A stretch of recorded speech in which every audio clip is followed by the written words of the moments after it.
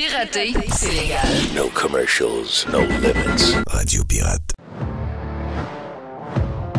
Ouais, gros vendredi pour finir la semaine. Une semaine écourtée qui nous débalance toujours un peu tout le monde. On aime les congés, mais on dirait que ça nous débalance pour le reste de la semaine.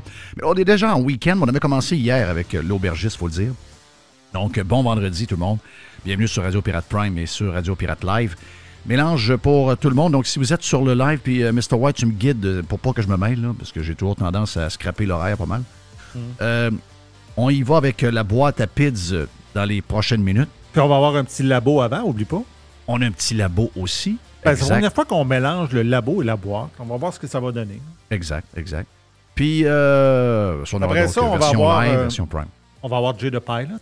Jay the Pilot. Qui va nous... écoute, Jay the Pilot, là, il est allé dans tous les États américains. Et pas juste une petite saucette, là. Il s'est promené dans tous les États américains. Ça fait qu'il y a des histoires à pu finir. Yes. Donc, il était avec nous hier. Parce que Jay faisait un mois que tu n'es pas venu, donc il est venu 2 jours nous voir et il aime toujours être à Radio Pirate. Donc, il va être avec nous autres aujourd'hui pour les gens du live et du Prime. On l'avait hier sur Prime, entre autres, une belle demi-heure. On a parlé de Vegas, pas quelle affaire. On salue Frank, notre pirate qui est à Vegas, qui était justement avec Jay the Pilot pendant une soirée. Ils ont eu bien du plaisir. Donc, puis on a aussi... on a Alex oui. le Pirate Geek. Exact. Puis hier, je parlais de ça à Jerry en dehors des ondes. Là. La qualité de nos chroniqueurs, là, c'est capoté pareil. Ben regarde, habituellement avec Alex, ce qu'on fait, c'est que on jase de toutes sortes d'affaires. C'est notre gars c'est notre geek, mais c'est un gars qui parle de n'importe quoi. Donc, on parle de plein d'affaires. Donc, même si vous n'êtes pas nécessairement intéressé par la techno, vous allez voir qu'Alex a des affaires à dire sur à peu près n'importe quoi. Donc, on va faire le tour avec lui de ce qui est arrivé. Entre autres, cette semaine, je vais lui poser des questions sur Lightspeed, cette compagnie québécoise, parce que avec la patente de Taïga, donc les motos, pas les motos, mais les skidoo à batterie qui ont, carrément, c'est quasiment une faillite technique quand on regarde ce qui se passe, là, où on avait énormément d'argent public là-dedans. Et il y a une autre compagnie qui s'appelle Lightspeed, qui est un genre de concurrent, je pense, à Shopify, qui a coupé 280 jobs à Montréal. Et ce qui est inquiétant de savoir là-dedans, c'est est-ce que c'est le prochain Taïga? Parce que là aussi, le gouvernement du Québec, donc nous, on a énormément d'argent là-dedans. Et on perd de l'argent partout de ce temps-là. C'était peurant. Donc, on va parler avec Alex, qui a travaillé longtemps chez Lightspeed. On va voir avec lui qu'est-ce qu'il en pense. Mr. White, merci d'être avec moi parce que je sais que tu me dis faut que je te fasse vieillir en ouverture. J'ai tellement hâte, là, si tu ne peux pas savoir comment. Non, mais je t'ai dit que je vais te donner un coup de vieux à matin. C'est ça. J'ai hâte, ça. Un coup de vieux, j'adore ça. Alors, moi, j'haïs ça. Parce qu'à matin, quand j'ai entendu cette nouvelle-là, j'ai dit, oh, moi. Là, ça m'a donné un coup de vieux parce qu'aujourd'hui, ça fait 30 ans que Kurt Cobain est disparu. Ben, voyons donc, toi. Ça fait 30 ans aujourd'hui. Tu m'aurais posé la question, je t'aurais dit quoi, une vingtaine d'années? Moi, j'aurais dit 20. J'aurais dit 20. J'aurais dit 20. Ça fait 30 ans. Ça fait 30 ans aujourd'hui. As-tu remarqué le nombre de jeunes, je dirais peut-être pas teen, peut-être 19, 20, 21 avec des chandails de Nirvana? Oh, oui. Toujours intriguant un peu. Je sais qu'il y a des modes avec les chandails, là, puis ça ne veut pas dire nécessairement qu'ils écoutent du Nirvana. Je comprends pas tant qu'il y a une mode de chandail vintage avec des noms de bands vintage, je comprends l'affaire. Là. Mais le nombre de jeunes que je rencontre avec des chandails de Nirvana qui sont jeunes, ça me surprend tout le temps. Ça se peut que ce soit un band qui est timeless. Ça se peut qu'il soit écouté par toutes sortes de générations. Tu sais que les artistes qui sont morts jeunes, il se crée toujours un culte autour d'eux autres parce qu'on ne sait pas ce qu'ils seraient devenus. Non. Tu sais, puis il y a quelqu'un un matin qui se posait la question quand j'ai lu quelque chose là-dessus puis qui disait est-ce que Kurt Cobain serait un woke aujourd'hui? Oh oui, probablement que oui. Possiblement que oui. T'sais. Oh oui, probablement que oui. Oui, parce qu'on a vu que pendant la pandémie, Rage Against the Machine, les communistes sont devenus Rage with the Machine. Oui, c'est ça. Donc, il n'y a plus rien qui nous surprend aujourd'hui. Oh oui, probablement que Kurt Cobain serait un woke. Ouais. Tu sais, Dave Grohl, on l'aime bien. On aime bien les Foo Fighters, mais quand on entend Dave Grohl, il n'est pas dans notre équipe. Il n'est pas dans l'équipe pirate ben. Hey, j'ai vu un classement, d'ailleurs. J'ai trouvé ça très drôle. J'ai vu ça ce matin. Ça m'a fait rire. J'ai vu un classement de quelqu'un qui nous aime pas ben, j'imagine. Mais j'ai trouvé ça... j'ai trouvé ça drôle. Parce que c'est rare que les pirates sont au top de la pyramide. Donc, c'est veut dire en haut, complètement en haut. juste saluer un gars qui s'appelle Daniel Cadorette, qui n'est pas un fan, qui n'est pas un pirate, loin de là. Mais il a fait la liste à partir de l'extrême gauche à aller jusqu'à la droite la plus loin que tu peux aller. OK, je commence par le bas. Donc, je commence par... Parce que lui, je le fais à l'envers pour arriver au top de la pyramide. Donc, lui, il commence. Il dit, il y a, à l'extrême gauche, en bas, il y a Antifa, les communistes, les woke, islamo-gauchistes, la gauche écolo-marxiste, la gauche caviar. On monte, là. C'était tous des degrés. Donc, gauche caviar, gauche nationaliste, centre-gauche, extrême-centre. Je ne suis pas trop sûr ça existe. Mais on va regarder dans la liste. Extrême-centre, centre-droit. Donc là, on s'en va de l'autre bord. Centre-droit, droite nationaliste, droite économique, droite sociale, libertarien. Et quel est le top? Droite pirate. J'ai trouvé ça extraordinaire. Il m'a fait rire. Ben, regarde, je sais que c'est pas un de notre gang, mais il m'a fait bien rire. Ça veut dire que ça serait comme une extrême... Ça serait une coche moi, je constate que c'est le top de la droite. C'est le best de la droite. On est en haut. On a la coupe dans nos mains, donc c'est peut-être pas sa volonté, là, mais regarde, moi, c'est de cette manière-là que je l'interprète. Ouais, c'est ça. Donc, Dave Grohl, je sais que Dave, il n'est pas nécessairement dans notre équipe tout le temps. C'est un gars qui est pas mal plus woke, je pense que... Tu sais, des fois, les rockers, ils crient, ils jouent fort, mais ce sont des artistes, hein. Ce sont des gens qui vivent d'émotions. C'est pour ça qu'ils sont créateurs comme ça.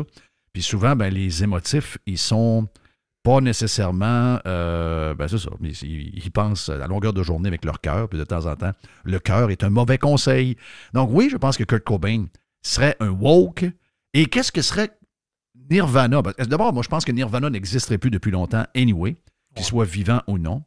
Mais je continue de penser que, oui, c'est vrai qu'il y a un mythe qui se bâtit quand un artiste comme ça meurt jeune. Janis Joplin. Jimi Hendrix. Jimi Hendrix. Le gars des Doors. Jim Morrison. On pourrait en nommer. Elvis, d'une certaine manière, même s'il était plus vieux, Elvis, il y a un mythe alentour de la mort d'Elvis. On a pensé qu'il était vivant pendant 30 ans. Mais je dois dire que la mort de Janis Joplin a rendu Janis Joplin meilleure que la réalité. La mort de Jim Morrison a comme bâti un culte sur les Doors et les Doors ne méritent pas ce culte-là. C'est pas bon, les Doors. Bon, il y en a qui vont dire, les paroles sont bonnes, il y a quelque chose dans... Ouais, mais tu sais, le clavier, c'est à chier. Oui, ils ont un côté accrocheur, mais je pense que la mort a aidé le band. Puis, d'une certaine mesure, peut-être que ça s'applique moins à Hendrix, mais un peu aussi. Tandis que Nirvana a vraiment, de leur vivant, shaké le temple. Ils ont carrément fait virer le rock à 100... Tu sais, puis quand c'est arrivé, on était comme contents. Parce qu'on sentait l'épuisement des air bands puis du heavy rock. On était écœurés du pop des années 80 aussi. On était écœurés du pop. Donc, c'était comme une nouvelle affaire qui arrivait. Puis on voyait un genre de nouveau rock qu'on allait être bien, bien, bien fiers. Finalement, on est obligé de vous dire. Puis, tu sais, en ce moment, il y a plus une résurrection du vieux rock que du rock des années 90. Oui, c'est étrange, ça, pareil, parce que quand on écoute vraiment les années 90, en tout cas, dans mon cas puis dans ton cas, donc, ça ne doit pas être un hasard que ça s'écoute moins bien aujourd'hui. On dirait que ça vieillit moins bien. On dirait que ça nous tente moins d'écouter ça. C'est bizarre. Oui, c'est ça qui est... Puis ça, je ne l'avais pas vu venir, parce que moi, je pensais que j'allais être accroché à Stone Temple Pilots, puis Pearl Jam, puis toutes ces affaires-là, puis Alice in Chains pour le reste de l'éternité, puis que plus jamais j'allais ressortir un album de Boston. Mais c'est pas nécessairement ce qui se passe. On dirait qu'au contraire, oui, ils sont arrivés avec une nouvelle affaire, mais ils ont comme brisé le rock. Puis on le voyait pas quand c'est arrivé. On voyait des gars qui se regardent les pieds un peu avec des chemises carottées, ça fait anti-star, etc. Mais tu sais, ils nous amenaient une lourdeur. Ils ont amené une lourdeur alors que le rock, avant, c'était une patente pour avoir du fun, faire du party, des filles, de l'amour, le devil, le ci, le ça. Et ça a comme disparu. Et c'est le rap qui a ramassé toute cette business-là qui a été abandonnée par le rock. Et ben, ça a amené ce que ça a amené là. Donc, le rock est comme dead depuis ce temps-là. Mais moi, je pense que le rock... Je cherchais depuis longtemps comment le rock allait se réincarner dans la musique. Et je pense qu'il est en train de le faire via le country. Ben oui. Donc, ça, c'est mon thinking là-dessus. Il y en a qui sont peut-être pas d'accord, mais moi, je pense qu'en ce moment, le country est un genre de pop rock. Il y a vraiment une clientèle, puis les gens le savent. Là. Si vous parlez avec... si vous regardez certains articles qui nous montrent comment les auditeurs d'une station country qui s'appelle The Highway sur Sirius XM se promènent entre The Highway, le Air Nation, le Classic Rewind. Donc, ces gens-là, parce qu'ils peuvent le voir par les adresses qu'on envoie en se branchant sur le satellite. Donc, il y a une crowd qui se ressemble beaucoup, beaucoup, beaucoup, quoique le country aussi est très, très, très, très jeune. Ça, il faut le dire, les jeunes dames dans la vingtaine adorent le country. Ce que le rock était dans les années 80, et même avant, les filles étaient dans les spectacles des rockers à ce moment-là. Et je suis obligé de vous dire que ceux qui ont gratté de la guitare comme Kurt Cobain ont comme repoussé après un certain temps les filles. C'est devenu très lourd. Puis les filles n'aiment pas ça quand c'est lourd. Les filles aiment ça quand c'est party un peu plus. Tu avais des choses à me faire entendre. Pierre Poilièvre parce que tu me dis, regarde, c'est l'audio. Mais je trouve qu'il y a 2 audios aujourd'hui. L'audio de Poilièvre qu'on va écouter là, que je ne sais pas d'où il vient, mais qui est très bon, puis qui explique pourquoi Poilièvre va passer la gratte. D'ailleurs, je ne vais pas le dire à personne, là, mais Alex Jones. Alex Jones vient de faire un genre de message, ou peut-être hier qu'il l'a fait. Il a fait un message sur les réseaux sociaux en mettant ce vidéo-là de Pierre Poilièvre, puis il a dit « Hey, le Canada, là, vous avez tout un leader qui s'en vient, puis on vous le souhaite, puis ça vous en prend des de même, puis on le souhaite à plein de places dans le monde. » Donc, Pierre Poilièvre devient la saveur du jour de beaucoup d'influenceurs à travers les pays du G20 ou du G7, puis il commence à faire parler de lui pas mal. Et on a hâte surtout de sortir Trudeau. Et l'autre audio, puis peut-être que ça, on va y revenir la semaine prochaine parce que je veux qu'on passe plus de temps là-dessus. Puis je vais le décortiquer un peu plus au cours du week-end.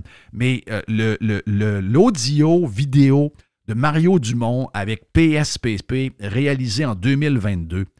PSPP nous affirme que maintenant, il va mettre un prix plafond pour l'essence à 1,60.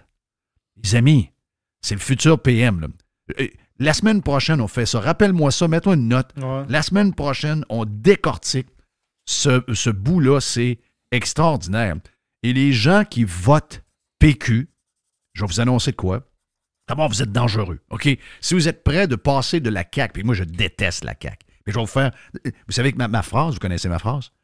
Aujourd'hui est meilleur que demain, quand on regarde où le Québec s'en va. À chaque jour qui passe, le jour qui s'en vient sera pire que celui qui vient de finir. C'est plate, mais tant qu'il n'y aura pas un revirement à 180 degrés, ça va être comme ça. Puis les Québécois sont tellement dangereux avec un bulletin de vote, sont dangereux comme le... On le dit en bon québécois, ils sont dangereux comme le Christ. Ils sont dangereux, ça n'a aucun sens. Et ils vont passer de la CAQ au PQ, OK? Mais ce gars-là, c'est un comique, là. C'est un gars qui n'a pas d'envergure. C'est un gars... c'est un gars qui est diplômé de Oxford, qui est un avocat avec tout ce qu'il faut pour l'aide. Et c'est un gars, d'après ce qu'il nous a dit, qui a des actifs de 400 000 $. Donc, c'est un gars qui n'a rien réalisé, rien foutu dans sa vie. C'est un gars qui n'a rien accompli dans sa vie.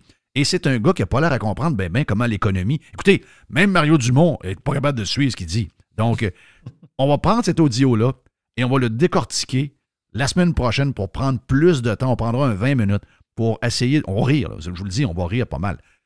Mais j'ai un message, les Québécois. Quand j'écoutais ce vidéo-là, tout le monde le voit, sur les réseaux sociaux en passant, où il dit que le prix de l'essence peut être plafonné à 1,60 au Québec. Puis là, Dumont, il dit, mais là, si le baril de pétrole monte à 110, 115 $, puis ils sont obligés de nous le vendre parce qu'il y a 60 cents, 70 cents de taxes là-dedans, n'oubliez pas ça. S'il faut le vendre 1,80, non, ils vont s'ajuster. Et ils ne s'ajusteront pas. Voyons, c'est pas de même que ça marche. Même Mario Dumont ne comprend rien. Et je peux vous dire une affaire. J'écoutais PSPP dans ce vidéo-là qui date de 2022. Puis, je vais vous annoncer quelque chose qui va peut-être vous surprendre. Et je ne suis pas en train de défendre François Legault et la CAQ 0. Mais si les Québécois mettent au pouvoir dans quelques années le PQ et mettent dehors la CAQ, je vous garantis une chose. Vous allez vous ennuyer de Legault. On l'haït, Legault, hein? On l'haït à mourir. On l'haït à mourir, son poche comme... Mais des fois, il peut avoir plus poche que les poches. Là. C'est là le danger de mettre PSPP et le PQ, c'est ça qui nous guette. C'est qu'on a des morons actuellement qui gèrent le gouvernement, qui sont de la CAQ. On a un PM, d'abord c'est un menteur, lui c'est le top des pas bons. Là. Et on va le remplacer par pire. Je vous le garantis que la gang du PQ, c'est pire que la CAQ. Vous dites, ben non, ça se peut pas. Oui, ça se peut. Tombez sur ce vidéo-là, allez sur X, ça se promène partout. Vidéo extraordinaire. On va peut-être même faire un tweet là-dessus au cours du week-end, je verrai. Qu'est-ce que tu veux me faire entendre sur Pierre Poilievre, mon ami Mr. White?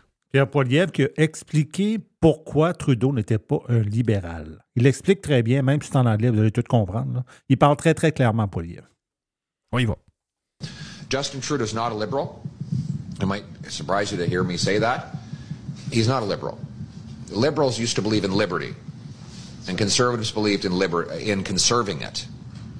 That was the common sense consensus we had in Canada. Justin Trudeau does not believe in liberty. He believes in government control. He wants to control your money. He wants to control your kids.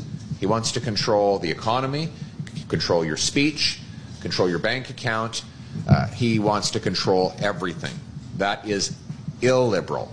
It's the opposite of liberalism. I don't want to run your life. I want to run your government. And a government that does a few things well rather than a lot of things poorly. A government that minds its own business and lets people live their lives. Wow. Excusez-moi, là. On n'a pas besoin de plus que ça. Non. C'est exactement ça. C'est... Oui. Tu sais, je ne le connais pas, Poilievre. OK? Il peut me décevoir aussi, comme les autres politiciens. Je me méfie toujours des politicos. Sauf que c'est le plus proche que je peux aimer. En fait, c'est le genre de politicien que je peux aimer pendant 5 minutes. J'espère qu'il ne va pas me décevoir dans le futur, mais parce que c'est carrément... Premièrement, c'est pas un speech de politicien vide. Ça, c'est une pure vérité, OK? Le constat sur Trudeau, c'est lui. C'est lui. Et shame sur les médias, shame on you, OK? Sur les médias canadiens et québécois avec les Chantal Hébert puis tous les maudits panels arrangés par CBC, Radio-Canada et les autres, qui sont toujours en train de défendre Justin Trudeau et les libéraux. Parce que c'est ça que vous défendez. C'est carrément ça, le Parti libéral. C'est un parti qui veut rentrer, contrairement à ce que le bonhomme disait, c'est un parti qui veut rentrer dans vos chambres, c'est un parti qui veut rentrer dans votre maison, c'est un parti qui veut vous contrôler votre vie de A à Z. On ne demande pas grand-chose des gouvernements. Moi, je ne demande pas grand-chose des gouvernements. Je demande qu'ils nous crissent la paix. Et c'est exactement ce que Poilievre nous offre. Je suis un peu excité. Vous me connaissez, il y a un côté de moi un peu pragmatique qui a peur. Là. Peur d'être déçu. Mais j'ai un côté excité. J'ai hâte qu'on crisse dehors Justin Trudeau. J'ai hâte qu'on le remplace par les libéraux. J'aimerais que Max soit avec cette gang, par les conservateurs plutôt. J'aimerais que Max soit là. J'aimerais que Max se joigne. Je vois que le parti de Maxime Bernier, à cause de la popularité de Poilievre, va nulle part en ce moment. Je pense qu'il reste quelques bonnes années à Max. Il pourrait être au gouvernement pour 8 ans. Je pense qu'on a besoin de Maxime Bernier. Et l'autre affaire, il faut que Éric Duhaime fasse une bonne réflexion, une vraie bonne réflexion. Il faut qu'il se trouve dans sa tête, sans le dire, un dauphin. Je pense que le gars avec qui il est de la Beauce, avec qui il se promène, est peut-être quelqu'un qui a un potentiel. Je pense que Éric Duhaime doit réfléchir, parce qu'il ne lui reste pas grand temps. Il doit réfléchir fort, à savoir si il pèle dans Gravel avec un parti qui est déjà étiqueté par les salauds de médias, que Éric va devoir à un moment donné blaster et qu'il va devoir les haïr en passant. Il faut qu'il arrête de les truster. Ce sont des gens qui le plantent continuellement. OK? Ça, c'est le défaut. Éric Duhaime n'a pas beaucoup de défauts. C'est son seul défaut. OK? C'est un défaut qui est réglable facilement, mais Éric doit faire une réflexion. Moi, je pense que Éric, s'il se joint à Pierre Poilievre, va être élu facilement s'il se présente dans la région de Québec. Il va être un des ministres les plus importants de Poilievre et je pense qu'on s'en va vers des années, parce que tout est quand tout est démoli, quand tout est scrappé par un gars comme Trudeau, je vous dire de quoi, il y a des opportunités extraordinaires qui vont arriver par après. Et on aura peut-être 8 ans, peut-être 12 ans de conservateurs qui vont rebâtir le Canada avec ce que Poilievre vient de nous vendre là. Et Éric Duhaime peut être plus important pendant 8 ans et 12 ans à Ottawa avec une job de ministre, un vrai poste de ministre important. Il sera beaucoup plus efficace pour le Québec qu'avec le Parti conservateur, qui malheureusement est étiqueté par les médias comme étant un parti de coucou. Et la job est faite. Le premier pas a été fait par Éric. Éric a fait une job extraordinaire. Donc, il a déjà monté à plus de 10 %.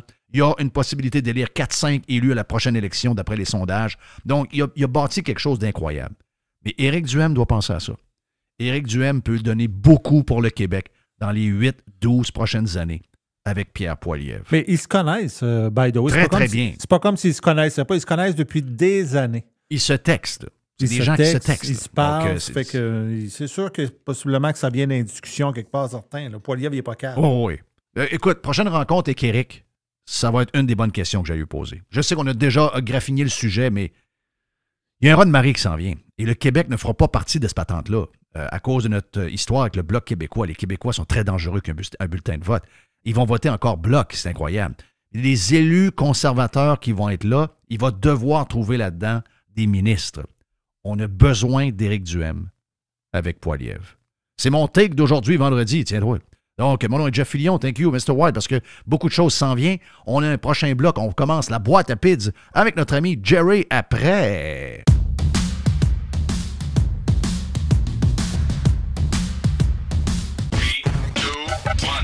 Radiopirate.com 100% Pirate Radio Pirate Radiopirate.com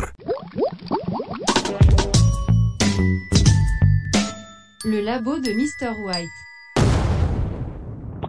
Le labo de Mr. White. On a beaucoup de stock parce qu'on a accumulé quasiment la semaine au complet, même si c'était une semaine de 4 jours. Ah oui. On a pas mal d'affaires de ce que je peux voir dans le tableau en avant de moi. Oui.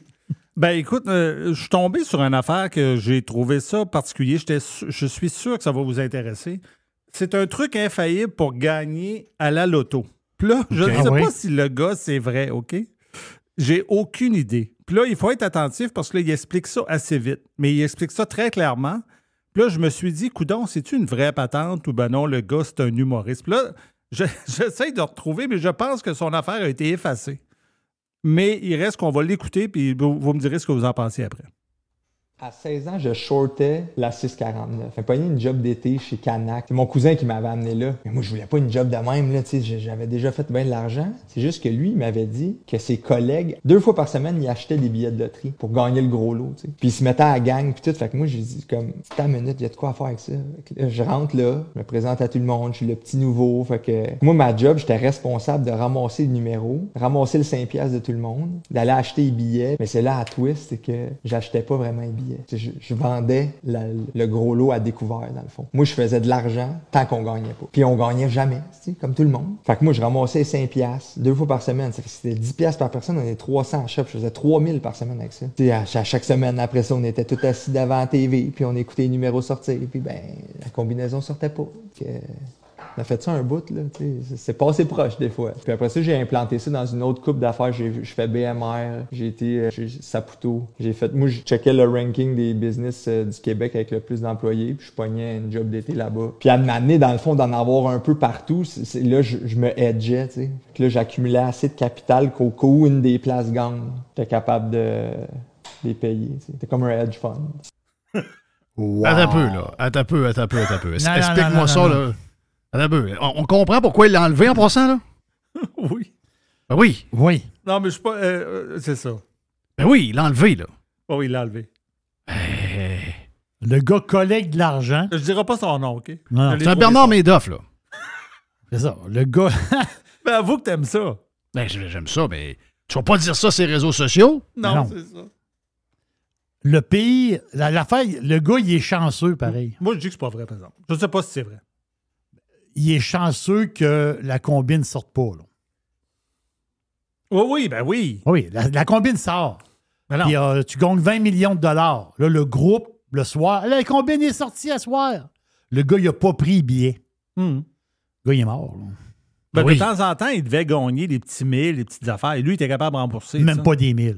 Non, tu gagnes des 10 piastres, des 20 piastres. Non, tu gagnes pas de 1000. Okay. Tu gagnes pas de 1000 du tout. Là. Des 1000. Mais pourquoi il est allé dire ça? Ben, parce que c'est peut-être pas vrai, je sais pas. Peut-être que le gars, il a pensé à un truc de même. C'est ça. Malgré que son truc se tient, là. OK, toi, tu le crois pas. Je sais pas. Jerry, je sais pas. Non, moi, je le crois. Toi, tu le crois? Ah oui, moi je le crois aussi, moi. OK. Moi, je le crois. Moi, je crois qu'il l'a fait, il l'a expliqué parce que c'est arrivé plusieurs années. Mais il y a quelqu'un qui a écrit en DM, il a dit « Hey, man, moi, j'ai donné 5$ par semaine pendant 3 mois. Là. Tu nous as tous crossé de même. » Il achetait pas les billets. Il achetait pas les billets. Non, c'est complètement sauté. Là. Mais c'est sûr que quand il gagnait un billet gratis, il allait en chercher un. Quand il gagnait, mettons, un 10$ ou un 20$, c'est des cochonneries. Le gars, il le payait. Là. Christophe, il collectait les 5$ à tout le monde. Là. Les 5$ des 10$ à tout le monde. Là. Mais il faisait 3000$ par semaine. C'est ça, mais si le gros lot sort, là, le monde, pendant un certain temps, il se pense millionnaire. On est un groupe, on est 30 personnes, puis on gagne 40 millions. Ils connaissent leur numéro. Ils connaissent par cœur. Sauf que le billet n'a jamais été acheté. Il n'a jamais été... Non. Le billet n'a pas été acheté. Le gars, il est fini. Là. Le gars, ils l'ont. J'ai la misère à comprendre pourquoi le groupe ne demandait pas que le billet soit quelque part. Ou les billets soient quelque part. Ouais, c'est ça. C'est pour ça qu'il faut laisser un doute sur la véracité de toute l'affaire. Mais il reste que quand j'ai entendu ça... Ouais, mais il l'a enlevé, là. C'était pliant. Moi, je pense que ça en dit pas mal. C'est quelqu'un qui fait une joke... Il n'y a pas de répercussion, le chose reste là. Oui, mais on l'a déjà S'il l'a enlevé, c'est qu'il y a quelqu'un qui a dit enlève-moi ça parce qu'il va être pas ta gueule. C'est-à-dire que je ne peux pas te garantir si ça a été enlevé parce que. Mais tu le trouves plus. Non, je le trouve plus parce que ça, c'était un reel. Okay. Tu sais qu'un reel, il y a comme une. Bon. Mais si tu as un reel, tu as une option dans Facebook pour voir ceux que tu as vus. Fait que, tu vois, là, présentement, c'est pour ça tantôt, je me cherchais un peu, c'est que je le trouvais pas. Okay. Mais anyway, c'est très drôle. Je savais que vous alliez aimer ça. La deuxième patente, c'est très particulier, Jeff. Parce que, OK, je vais essayer de l'expliquer assez clairement. C'est que, premièrement, je ne comprends pas pourquoi il n'y a pas eu de scandale là-dessus encore en France. OK? La madame s'appelle Amélie Nothomb. Amélie Nothomb, c'est une Belge, c'est une écrivaine belge, c'est une fille qui écrit des livres et elle a eu un certain succès. Là. Elle a déjà gagné le prix Goncourt. Le prix Goncourt, c'est le meilleur livre de l'année en Europe. C'est super gros. Là. C'est ça, c'est très, très gros. Fait qu'elle a gagné des prix. Donc, c'est pas une tout nue. Puis c'est pas une jeune non plus. Là, puis c'est pas une vieille non plus. Elle a peut-être, je sais pas moi, elle a peut-être 45-50 ans, Amélie Nothomb, je sais pas. Là. À peu près ça. Fait que là, elle est allée sur France Inter. OK? Puis ça s'est passé il y a à peu près 10 jours, je dirais. Ben moi, j'ai... Et France Inter, c'est quoi? C'est Radio-Canada en France. OK. C'est France Inter, c'est la radio publique. Donc, elle est là. Et là, je vois ça sur un reel. Puis là, après ça, je dis, OK, c'est vrai. Ça, là, je t'ai cherché quelques articles là-dessus. J'ai bien vu qu'elle a passé à France Inter, puis qu'elle a raconté ça, que tout ça est vrai, c'est pas un montage. Puis, quand j'ai raconté, je n'ai pas raconté à Jerry, il l'a pas entendu, mais quand j'ai dit ça à Jerry cette semaine, j'ai dit... Moi, je connais sa fille. J'ai dit, peut-être que c'est moi qui ai rendu trop sensible. J'ai peut-être le scandale un peu sensible. Parce que j'ai dit, ça, me semble que s'il y a quelqu'un qui dit ça, une personnalité qui dit ça au Québec, je suis persuadé qu'elle perd son emploi, là. Qu'elle perd sa job, qu'elle ne peut plus travailler, mettons, comme journaliste, comme animateur, comme ci, comme ça, là. Fait que là, tu vois que le bout, il dure 1 minute 45. Puis j'aurais pu garder le 20 secondes de la fin, mais ça aurait pas... Il faut entendre la mise en contexte de ça. Mais quand tu m'as parlé de la fille, il faut le dire, moi, je la connaissais pour une chose. Parce qu'à un moment donné, j'avais écouté un genre d'émission française, un show de chaise. Là. Puis elle était invitée au show de chaise. Puis là, l'animateur, il dit, il parlait un peu de sa vie, puis d'où qu'elle vient, la Belgique, puis telle affaire. À un moment donné, il dit, vous avez des pratiques particulières dans votre vie, vous mangez des fruits pourris.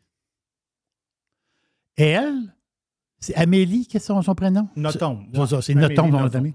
Elle, pour vrai, là, moi, je l'ai vu faire, parce que l'animateur, il a sorti des fruits pourris. Tu sais, quand tu as une vieille orange, elle commence à virer. Tu sais, l'orange, quand elle pourrit, elle devient verte. Là. Elle commence à marcher tout seul. Elle est verte, puis elle vient comme de tous ces moumous dessus. Là. Mm-hmm.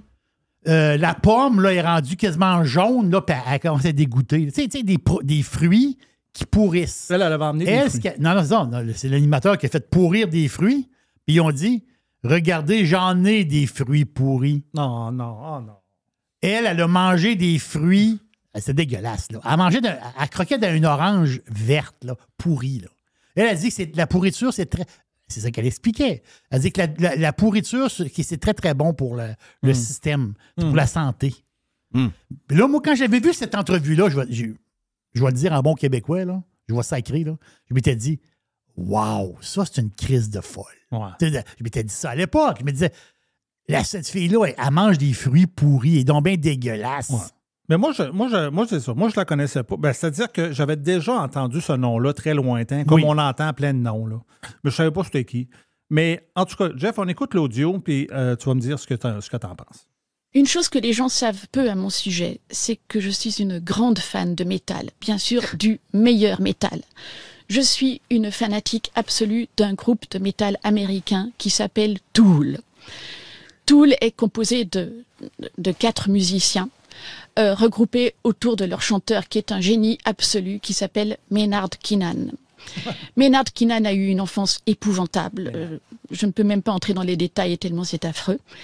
Donc c'est un être animé d'une haine hors norme. Et c'est ça qui est exceptionnel chez ce musicien, c'est qu'il crée à partir de sa haine. J'ai aussi de la haine en moi, tout le monde a de la haine en soi. J'ai essayé d'écrire à partir de ma haine, je peux vous dire que ça ne donne absolument aucun résultat. La haine est un carburant dont je suis incapable de me servir. Maynard Keenan, uniquement à partir de sa haine, crée une musique sublimissime. Je ne rate aucun concert de Tool. Le prochain concert de Tool, d'ailleurs, aura lieu à Bercy le 5 juin. J'y serai, bien évidemment. Mais si vous n'avez pas les moyens d'aller à un concert à Bercy, eh bien, je vous propose de venir à mon enterrement, parce que je peux déjà vous annoncer qu'à mon enterrement, il y aura du Tool. Donc, ce sera une très, très belle cérémonie. Le plus tard, le mieux. Oui, et alors, bien sûr, les 4 musiciens de Tool, maintenant, ont beaucoup de succès et se sont achetés un domaine dans le Colorado, dans lequel ils font pousser la vigne. Et quand les journalistes arrivent chez eux parce qu'ils veulent les interviewer, parce que ce sont des génies, eh bien, les 4 musiciens de Tool leur tirent dessus. Ça, c'est une attitude qui me fait terriblement rêver. Moi qui suis un être tragiquement bien élevé, jamais je n'oserais tirer sur des journalistes qui viendraient m'interviewer. Mais quelque part, c'est un idéal pour moi. Wow! Ben là, j'ai-tu le scandale facile? J'ai-tu le scandale fragile, moi? Elle rêve de tirer sur des journalistes. Là. Ben là, c'est pas moi qui rêve à ça. Là. Non, c'est ce qu'elle a dit. Jeff, il est perplexe. Ben moi, je prends le fif. Hein? Donc, moi, je ne réponds pas. Donc, OK, je comprends. Je ne réponds pas. OK, tu t'abstiens de réponse. Ben moi, de toute façon, comme j'ai dit au début, je ne comprends pas comment ça qu'il n'y a pas de scandale. Parce que les Français, les autres, ils ne se gênent pas. Là. C'est quelque chose qui les dérange. Je comprends pas. Est-ce que c'est parce que c'est une amie de la gang? C'est une amie de la gang. Puis comment ça que la journaliste qui est en face d'elle, elle ne dit pas, voyons, si vous êtes là, vous êtes en train de dire que, tu sais. Fait que je comprends pas. C'est juste que je comprends pas. Il doit y avoir un bout que je comprends pas. Est-ce que c'est un sketch? Je pense pas. Je sais pas. Je comprends rien à ça. Ça fait que, écoute, on va laisser ça dans l'univers. C'est une écrivaine reconnue. Elle a un standing. Oui, elle est dans la gang. Elle est dans la gang. Ah, ouais, ça dépend qui le dit. On va dire ça comme ça. C'est le seul commentaire que je vais passer. Oui, voilà, c'est ça. C'est quelqu'un, comme je disais, là, c'est quelqu'un qui est reconnu d'être... C'est quelqu'un de weirdo, là. Non, oui, mais moi, très weirdo, là. Moi, j'entends ça, puis personnellement, ça me scandalise bien raide. J'ai dit, voyons donc, comment quelqu'un peut réfléchir à ça, puis aller dire ça sur la radio publique, puis qu'il n'y a pas de répercussions? Je comprends pas. C'est-tu bon, Tool? Il y a un bout que je comprends. Je connais pas. Oui, ben moi. Oui, c'est bon. Moi, quand il y a une toune de Tool qui joue sur SiriusXM, j'aime ça parce que je ne sais pas pourquoi, mais j'écoute toujours la toune jusqu'à la fin. Parce que les autres, parce que c'est vraiment des génies. Hein. Oui, ils font des tounes fleuves, là, des tounes de 7-8 minutes. Là. Moi, j'ai vu Tool en spectacle, puis j'ai vu Perfect Circle en spectacle, les deux. Oui, parce qu'il y a comme des membres qui sont un dans l'autre, hein, non? Oui, exact. Ouais, donc, il y a des gars de Tool qui sont dans Perfect Circle. Donc, mais c'est sûr que là, il faut que tu aimes la musique qui brasse un peu. Là. Je veux dire, c'est pas doudou, puis c'est assez complexe comme musique. Là. C'est pas quelque chose de simple. C'est complexe. Ouais. Bon, ben voilà, l'autre audio, on a quoi? On va passer du bon temps dans le lab. Il y a beaucoup de choses surprenantes. Il y a un Cubain québécois. OK? Lui, c'est un Cubain qui a immigré au Québec. La raison pourquoi j'ai pas répondu, on va vous le dire, c'est un sujet explosif, puis c'est le genre de patente que peu importe ce que tu dis, ça peut être tourné contre toi, OK? Donc, c'est ça. Ben, avoue que c'est bizarre. Hein? Oui, quand même. Oui, c'est très bizarre. Fait que là, il y a un Cubain québécois qui, lui, a décidé de lancer un message aux immigrants. Écoute, il y a un accent, là, il faut porter attention un peu, mais on comprend quand même assez bien ce qu'il dit.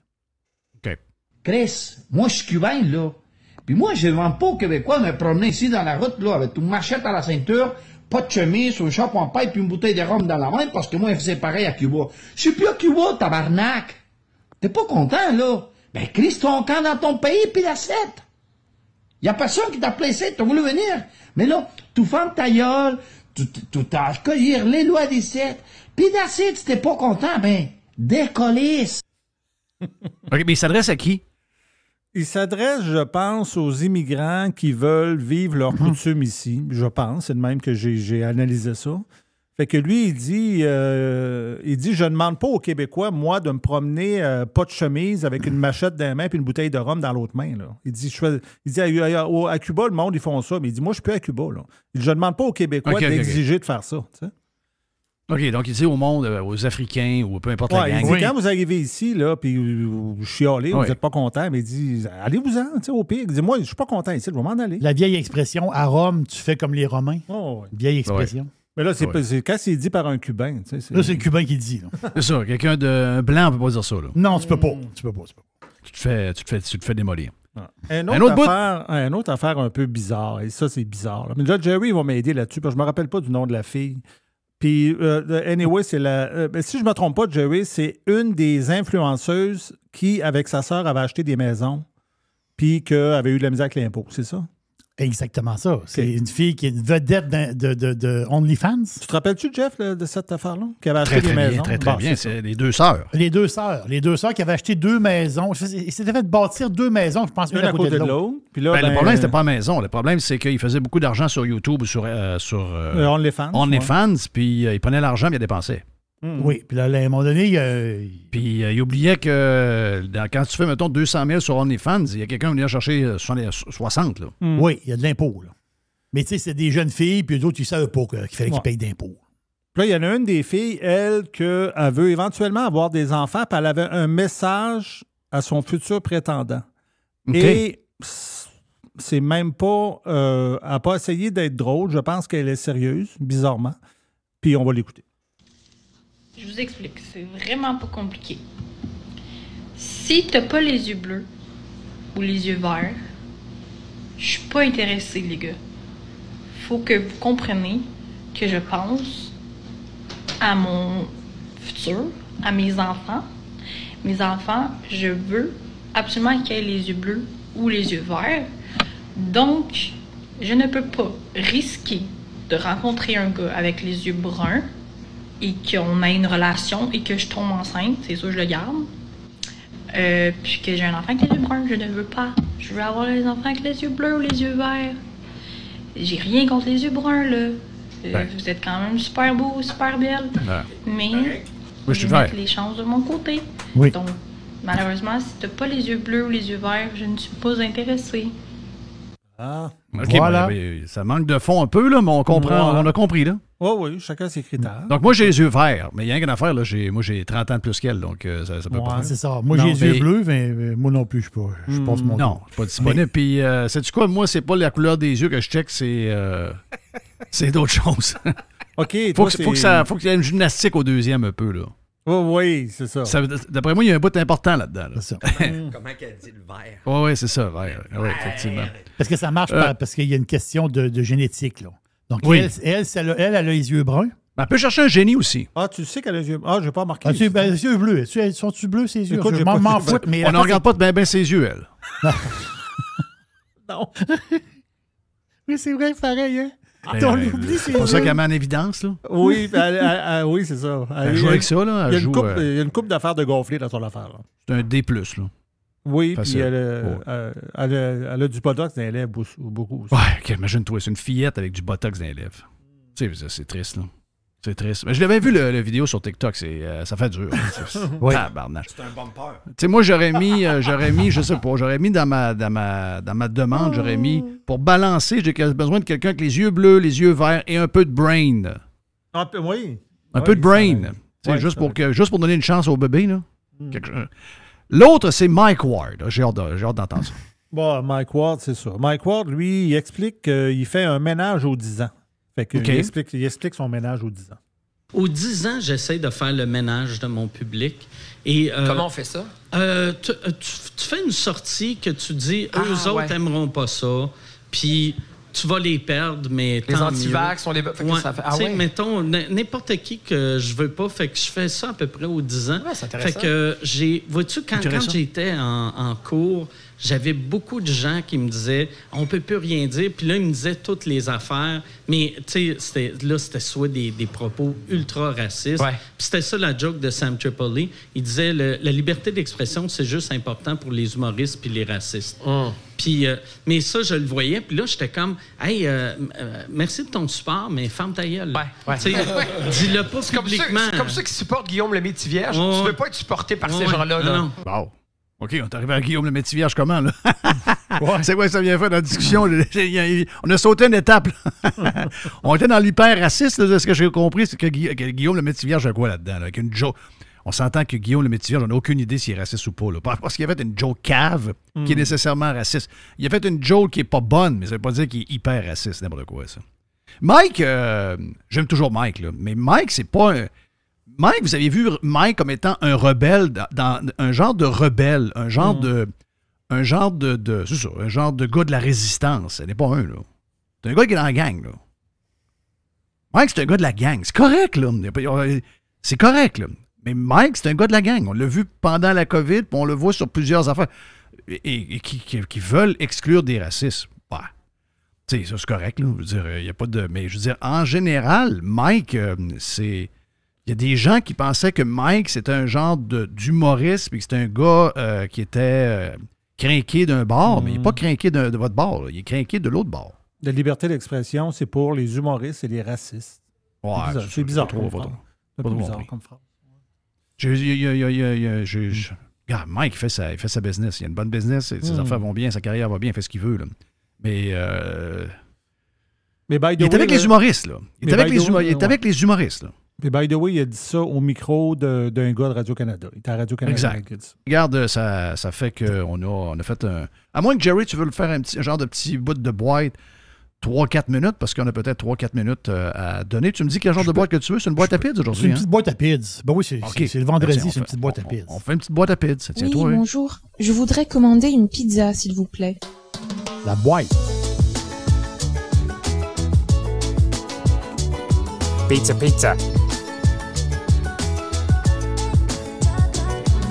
La boîte à pizza. Et voici Jerry. OK, Jerry, on y va. OK, voulez-vous faire 15 piastres? 15 piastres, ça se prend bien. 15 piastres, ça se prend vraiment bien, 15 piastres. Mais Carlos The Punisher s'est joint à nous, on l'entendait dans le background, mais là, je pense qu'il était connecté. 1, 2, test. What's up, Jerry? Yes, sir. Donc, si vous voulez faire 15 piastres, pas compliqué. Il y a si vous allez sur règlement-écofrais-dolorama.com. Okay. Règlement-écofrais-dolorama.com. Toute une claque. L'histoire, c'est qu'il y a un recours collectif. Dolorama a perdu un recours collectif. À un moment donné, ils ont facturé trop tu sais, des écofrais là, sur des batteries puis des bébelles. Là. Ils ont facturé trop d'écofrais et ils ont perdu. Il y a une poursuite, là. Et ils ont perdu. Que Dolorama, ils ont perdu le recours collectif. Et là, la pénalité, autrement dit, c'est que faut qu'ils remboursent des gens. Et là, j'aime ça, moi, les petits 15 sont de site. Tu as un petit 15 à prendre chez Dolorama? Exactement ça. La manière que ça marche, c'est que tu vas sur règlement écofrais Dolorama. Et tu mets tout ça d'une claque, là. Tu vas le trouver tout de suite, là. Et tu rentres ton email, tu vas recevoir un message, puis dans 3-4 jours, parce que l'affaire, c'est qu'il faut que tu rentres ça. Aujourd'hui, on est vendredi le 5 avril. Donc, il faut absolument que ça soit fait aujourd'hui. À 11h59. Vendredi. Règlement écofrais Dolorama. Exactement ça. Il y a un 15$ à aller chercher. Tu reçois un email, puis la semaine prochaine, tu vas recevoir un genre de petite affaire à remplir. Là. Tu sais, ton nom, ton adresse, et tu vas recevoir une carte Dolorama de 15$. quand même pas pire. Ça se prend bien. Hey, Jeff, faut que je te parle de ça. C'est comique, mais je le sais que ça te rappelle quelque chose. Puis à l'époque, calif qu'on l'avait ri avec cette histoire-là. Moi, c'est le genre d'histoire que j'adore. Je suis friand de ça. Mais on n'aime pas le patinage. Non. Il y a 10 ans exactement, en 2014, il y a un magazine, le magazine Closer. Aujourd'hui, ils sont juste sur le web. Je pense qu'il n'y a plus de revues, là.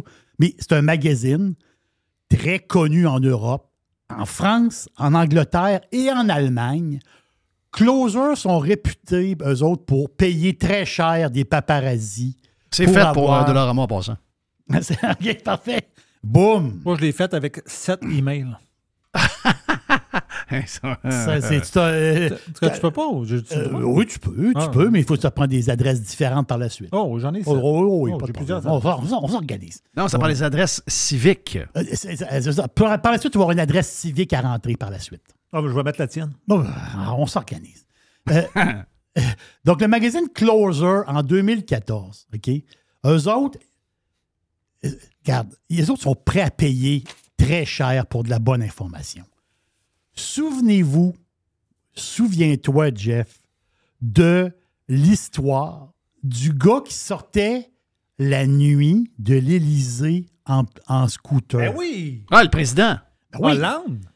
À un moment donné, c'était Hollande, le président qui allait sauter sa maîtresse. Voilà, les paparazzis se sont rendus compte. Mettez le chapeau à l'envers. Parce que sur le bord de l'Élysée, il y a toujours des paparazzis qui traînent pour voir des ministres et des affaires. À un moment donné, ils ont dit, à chaque soir, il y a un gars en scooter qui sort. Le lendemain soir, vers minuit, 1h, il y a un gars en scooter qui sort. Ils ont dit, on va le suivre. Ils ont suivi le gars en scooter dans Paris.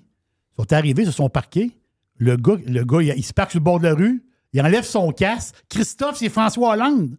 C'est le président de la République. Il allait... T'imagines-tu le gars qui fait ça à partir d'édifice Price? Oui. Bonjour tout le monde! C'est beau! En scooter. Mais l'affaire, c'est que François Hollande, il était marié. Il était marié avec une journaliste, Valérie Trierweiler. Mais l'affaire, c'est que là, lui, il allait taponner une... comment dire, c'est une artiste, c'est une comédienne. Elle s'appelait Julie Gaillet. Oh. Mais il allait quoi, Jerry? Il allait taponner Julie Gaillet. Il allait taponner. Il allait la taponner. Il allait la taponner. Le stock taponne. Non, mais il allait taponner. Mais Julie Gaillet était beaucoup plus jeune que Julie Trierweiler, la journaliste. Okay. Mais ça a fait un scandale. Mais ça, c'est les paparazzis qui ont suivi. Personne ne l'aurait jamais su. Parce que Hollande, il partait en scooter à 1h du matin. C'est incroyable, cette histoire-là, pareil, là.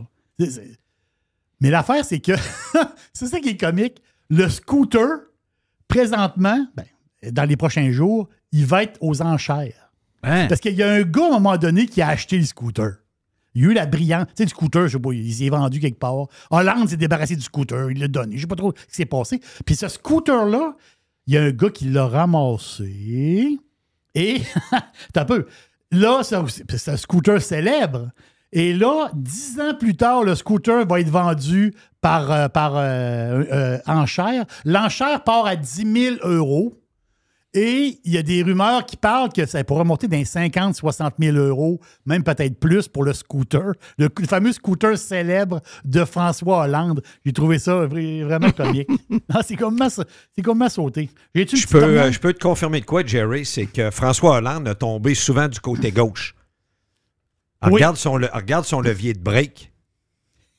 OK, parce que là, c'est la photo que... Regarde son levier de break, il est comme une banane. Ouais. Ça, c'est des gars qui tombent sur le côté. Ouais. Le levier est croché. Ouais. Le levier, il est comme une banane. En tout cas, c'est pas dire de quoi. C'était pour une cause de fun, d'après moi. Ça ne dérangeait pas de se faire mal. Était-tu belle, elle? C'était une belle femme? Gaillet? La maîtresse? Ouais. Oui. Comment dire... Je te l'ai envoyé la photo. OK, c'est ça. Non, mais c'est un genre de set, là. Je voulais envoyer OK, mais tu viens de me l'envoyer? Oui. C'est une très belle femme. Oui, très belle femme. Mais c'est pas... c'est pas... Elle a besoin d'un peu de soleil, là, mais le reste, c'est pas Catherine Deneuve. C'est pas Catherine Deneuve à 20 ans. Là. On s'entend-tu, là? Mais je veux dire, c'est une très belle fille, là. Mais il y en avait une autre belle pareille. Avec la face à François Hollande, il ne peut pas avoir mieux que ça, là. Non, je comprends. Mais moi, c'est elle a les pointus, en tout cas. Ouais.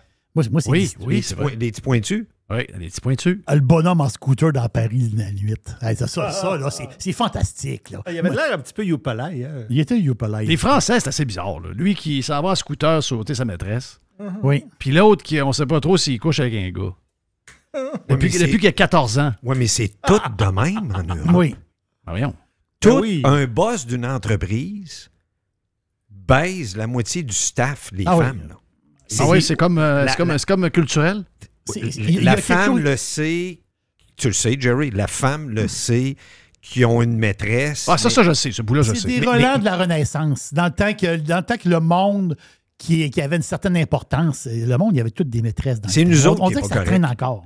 Ouais, c'est ça. C'est nous autres qui est stock-up là-dedans. Ouais, mais nous autres, je suis sérieux quand je dis ça. C'est vrai, nous autres, on est très prudes. Les Européens, ils disent ouvertement, la femme avec les enfants, tout ça, elle dit, ah oui, elle dit, mon mari a une maîtresse. Oui. Mais elle dit, elle moi a des aussi. petits nichons, moi j'ai des gros nichons. Ouais. Il a sa musique, la petite des petits nichons. Voilà. Voilà. Un petit coup de langue une fois de temps en temps. Là. Oui, mais la fois, c'est que nos femmes, c'est pas des Européennes. Et la patente.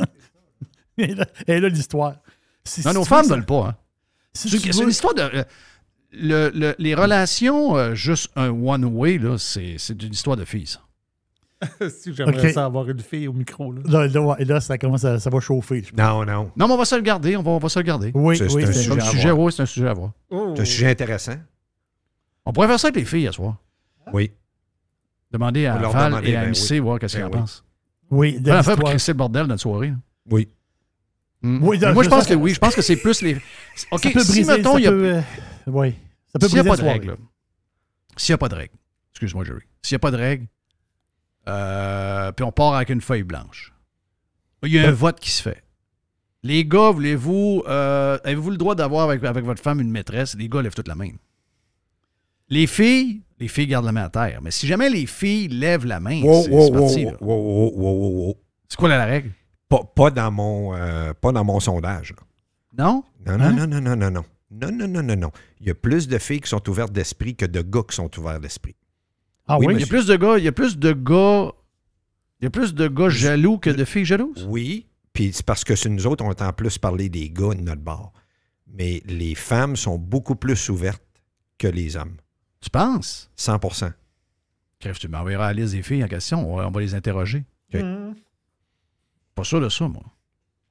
Les filles, en tout cas, à mes yeux à moi, les filles sont... Si c'était le cas, je pense que ça arriverait. Je pense que on aurait une société de même. En tout cas, Puff Diddy, il n'a pas de misère avec ça. Puff Diddy, on sait quoi, là? Puff Diddy, c'était un culte, là. OK, mais là, on sait quoi? Ça va sortir quoi? Il va y avoir quoi? C'est parce que son culte... Parce que là, ça s'en va comme Epstein, là. Ça s'en vient on est dans le mythique, là. Et là, le problème, c'est que son culte, c'est qu'il y en a possiblement qui viennent d'ailleurs, qui en va en bas de 18, qui avaient peut-être des papiers qui disaient qu'il avait 19, mais il est en bas de 18, puis c'est fait vendre. Mais tout le monde sait ça, là. Okay. 50 Cent, ça fait 20 ans qu'il l'écœure. 20 ans. Ouais, mais il s'est rien passé depuis l'histoire, là. C'est une enquête, ils ont saisi, ils voient des accusations, ça creuse, là. Tu regardes ton New York Post, là, New York. Oui. Toute la gang, là, on s'en parle, là. Ils s'en parlent beaucoup. À chaque fois que je lis un article, ça tourne en rond, je trouve. Oui, parce qu'il n'y a pas plus d'informations que ça. D'ailleurs, je ne clique plus sur aucun article. Je me dis, regarde, quand vous aurez de quoi, nous le direz, là, pour lire. Oui, c'est un clickbait un peu, mais Puff Diddy dans l'industrie, puis là, il est après voir tout. Le problème, c'est exactement, c'est comme Weinstein, Jeffrey Epstein, puis c'est comme Weinstein aussi. C'est un mix des deux. Weinstein, c'est plus clair, là. Epstein, il reste des bouts à... OK. Je vais rester dans le Epstein. Là. C'est comme du Epstein parce que lui aussi, c'est un donateur du Parti démocrate, un gros donateur. Là. Puis toute la gang, lui, il était dans son culte. Là. Fait que s'il y a du monde qui le vend, là, il y a des affaires qui vont revoler. Là. Ouais, moi, ça, on disait ça tout le temps des autres affaires. C'est jamais... Ça revole jamais. Ouais, mais je sais pas, Puff Diddy, j'ai comme plus confiance que lui, ça risque de revoler. Ah ouais? Ben, vous me le direz, mais que ça Jeffrey Epstein, on ne savait pas c'était qui. Non. C'est un gars obscur qui faisait son argent. Faut pas oublier ça. C'est un gars obscur qui faisait son argent en faisant du chantage. Donc, il invitait quelqu'un sur son île, puis lui, il a fait son cash qu'il investissait à la bourse, là, puis des hedge funds, puis tout. C'était qu'il disait au gars, donne-moi 500 000, donne-moi 1 million, donne-moi 2 millions, sinon je te vends. J'ai tout sur photo, puis caméra, puis tout. Puis le monde payait. Pas oublier que Bill Gates, sa femme, l'a laissé instantanément, parce qu'il a nié au début, mais quand ça a été confirmé qu'il était sur l'île 3-4 fois, elle l'a crissé là tout de suite. Oui. Ça, elle, ça a été catégorique. Puis en plus, elle l'a pincé avec une secrétaire de chez Microsoft. Il y avait une relation avec une secrétaire en plus. Ça a sorti... C'est quand même spécial que je comprends qu'il y a de l'argent.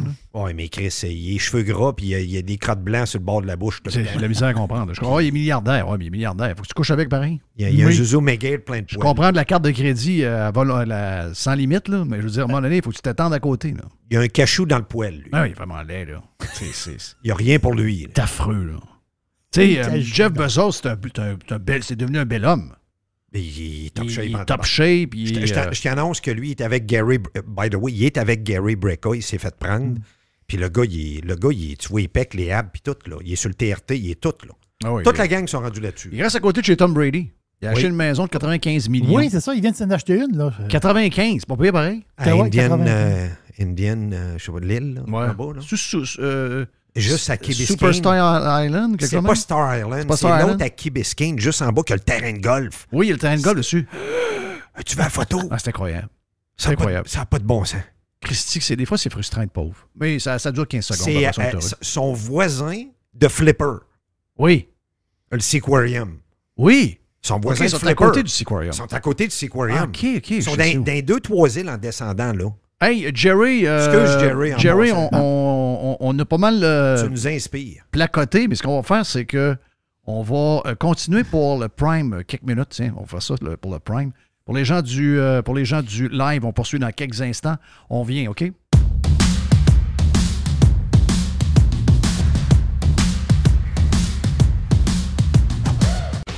Pirate est fier de l'être. Radiopirate.com. Pirater, c'est légal. Radiopirate.com. Radio Pirate. 100%. 100%. Pirate. Il est venu nous voir hier dans le Prime, mais là, on l'a pour le Prime et le live. Notre chum Jay the Pilot nous a fait rêver hier avec ses voyages dans l'Ouest, avec ses voyages à Vegas, à Los Cabos, un peu partout. Donc, c'était bien le fun de jaser du dernier mois que tu as eu, mon ami Jay.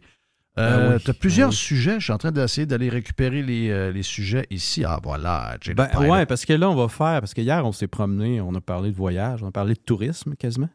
Ben, tu nous as parlé hier de New Orleans. Ouais. Donc, tu as fait le quartier français, le French Quarter. Et après ça, tu es allé voir notre chum Frank à Vegas, notre pirate de Vegas, qui est un crinqué comme ça se peut pas. Et tu as été faire un tour à Los Cabos pour le travail 2 fois. Mais as-tu parlé hier de ta visite à San Francisco, à l'Oracle Park? Ben non, parce que ça, c'était avant hier que j'ai fait ça. Fait que là, c'était comme trop frais. OK, c'est comme 9. Ça, c'est flambant neuf, ça, là. OK. Fait qu'on y va en ordre chronologique. Toi, tu te promènes pas mal, hein? Oui. Puis mais j'en coupe des bouts, là. Est-ce que tu calcules le nombre de kilomètres ou de milles que tu fais d'une semaine? Ah, Christy, mon logbook est capable de me donner ça. Oui? Parce que je travaille avec un logbook électronique. Fait qu'à un moment donné, je vais vous sortir ça, ces stats-là. Mais t'avais-tu dit que tu avais fait tous les États américains à part l'Alaska? Non, j'ai tout fait avec l'Alaska, sauf Hawaï. Sauf Hawaï. Ouais, okay. Même Porto Rico, je suis allé. Mais il n'y a pas un État américain que j'ai pas mis les pieds là, puis pas juste passer au travers en auto, là, arrêter puis me promener un petit peu. Là. Ben non, c'est vrai que, bon, écoute, le Nebraska, j'ai couché à Omaha.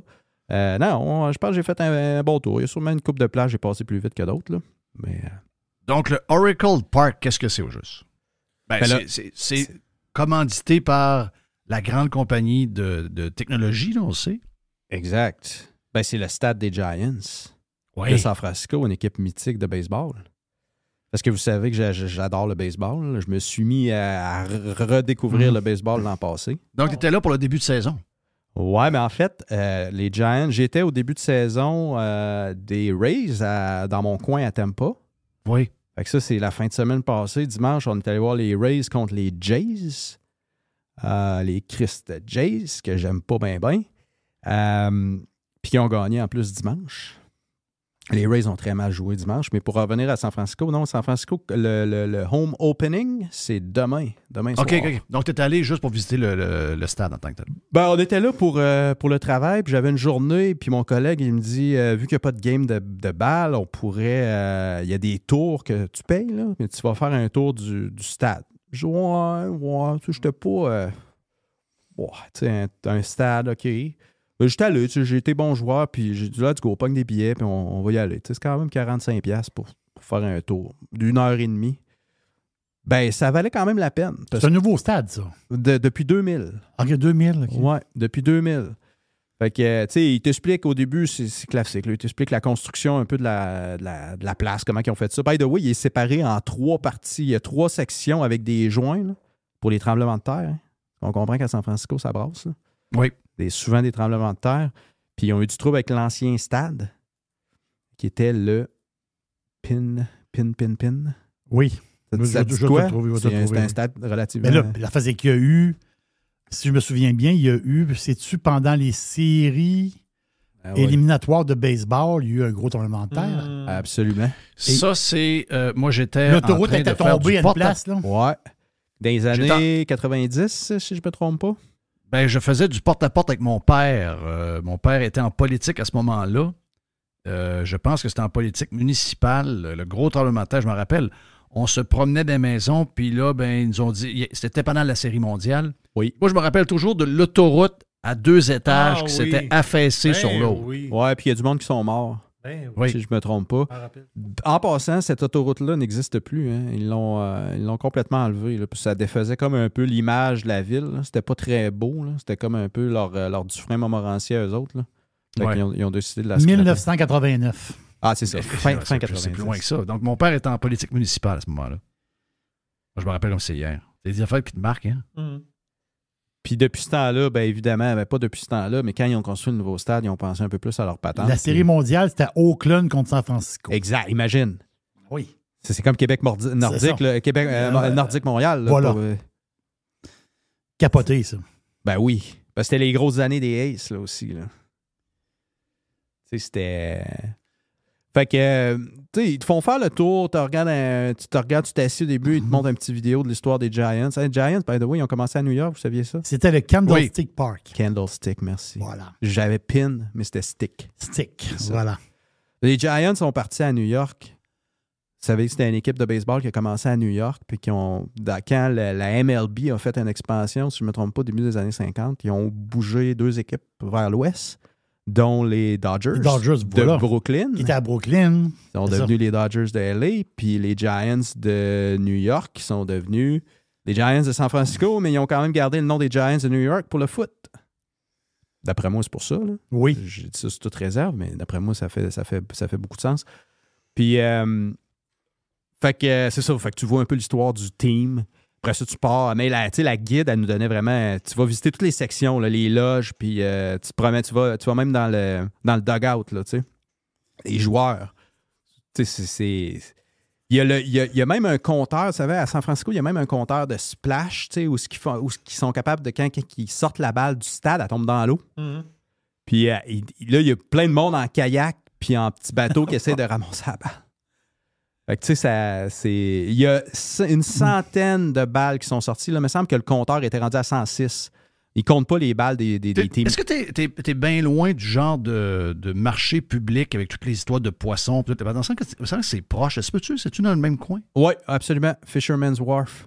OK, donc c'est proche, hein? Oh, oui, tout ça se fait à distance de marche. Là. OK.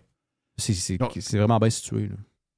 Donc, endroit fantastique. Là. Ouais, un stade fantastique. Réellement, là, c'est il y a une section gratis en passant. Je vous dis ça juste peut-être en finissant là-dessus. Là. Si vous allez à San Francisco, là, puis vous voulez aller voir une game des Giants gratis, ben, Griff, il y a moyen de le faire. Il y a une entrée derrière le stade où ce qui permet aux gens, parce qu'ils voulaient donner aux gens qui n'avaient pas les moyens l'opportunité de voir 3 manches. Fait que tu rentres là, tu es debout. Puis c'est vraiment dans la section en arrière, si tu veux, là, vraiment à droite des bleachers, là, si tu regardes derrière le marbre. Là.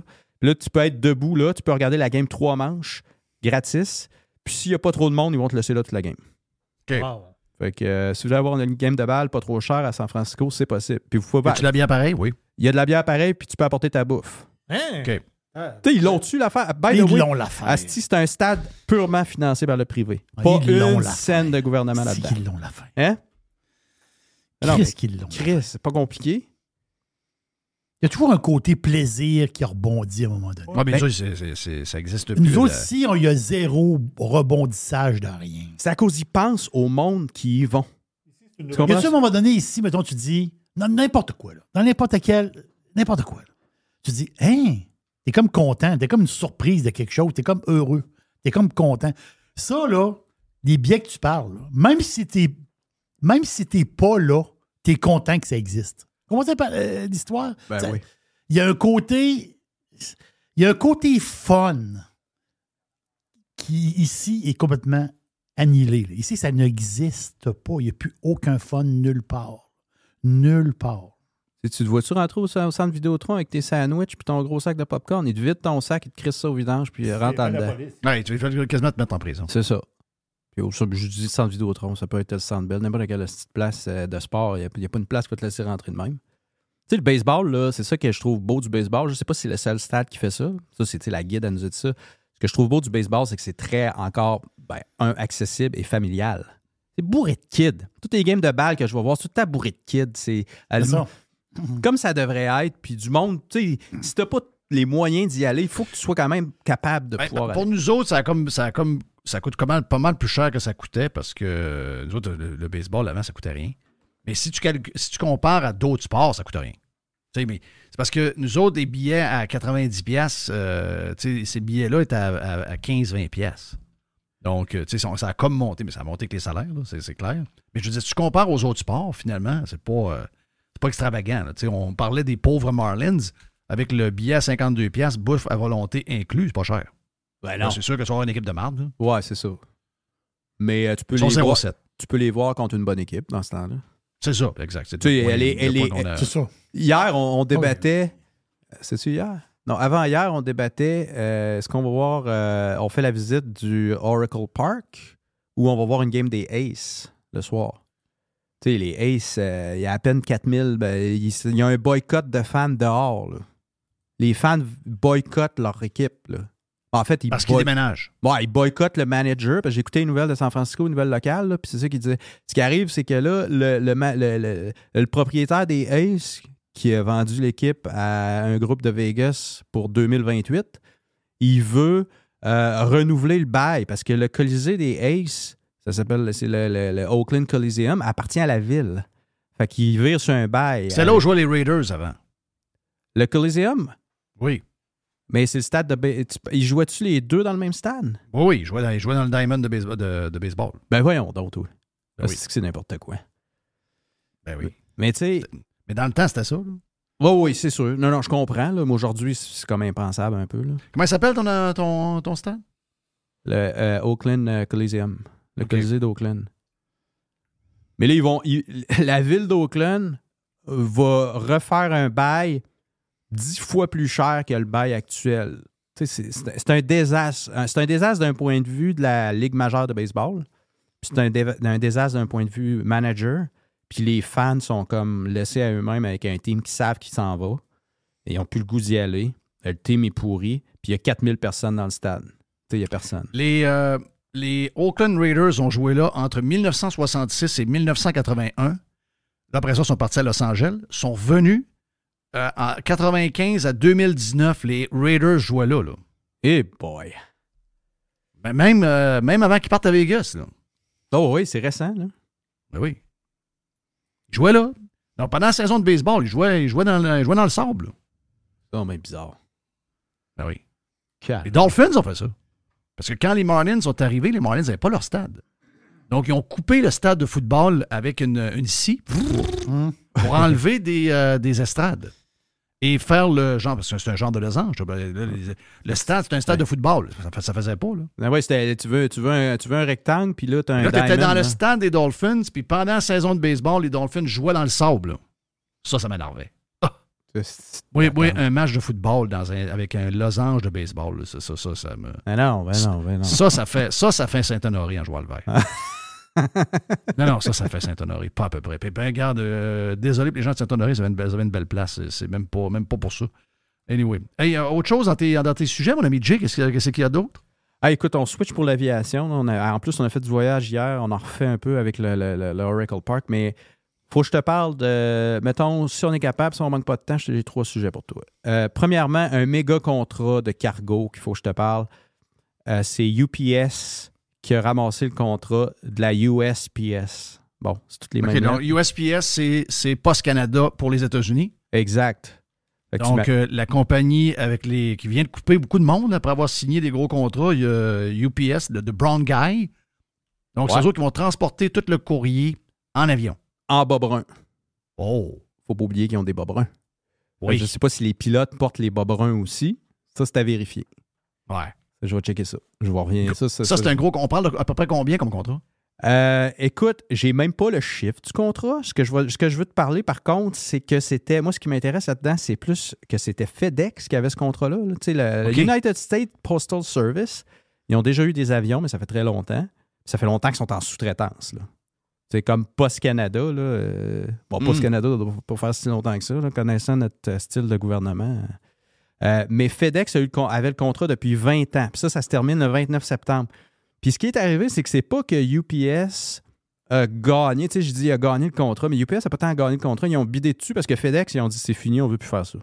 Ouais! Ils ont dit ça marche pas. Là. Ils négociaient. Ça a été des bien longues négos. Puis FedEx, ils ont dit... On transporte du stock, mais on fait pas d'argent. C'est écœuré, là, votre poste. Fait que c'est fini.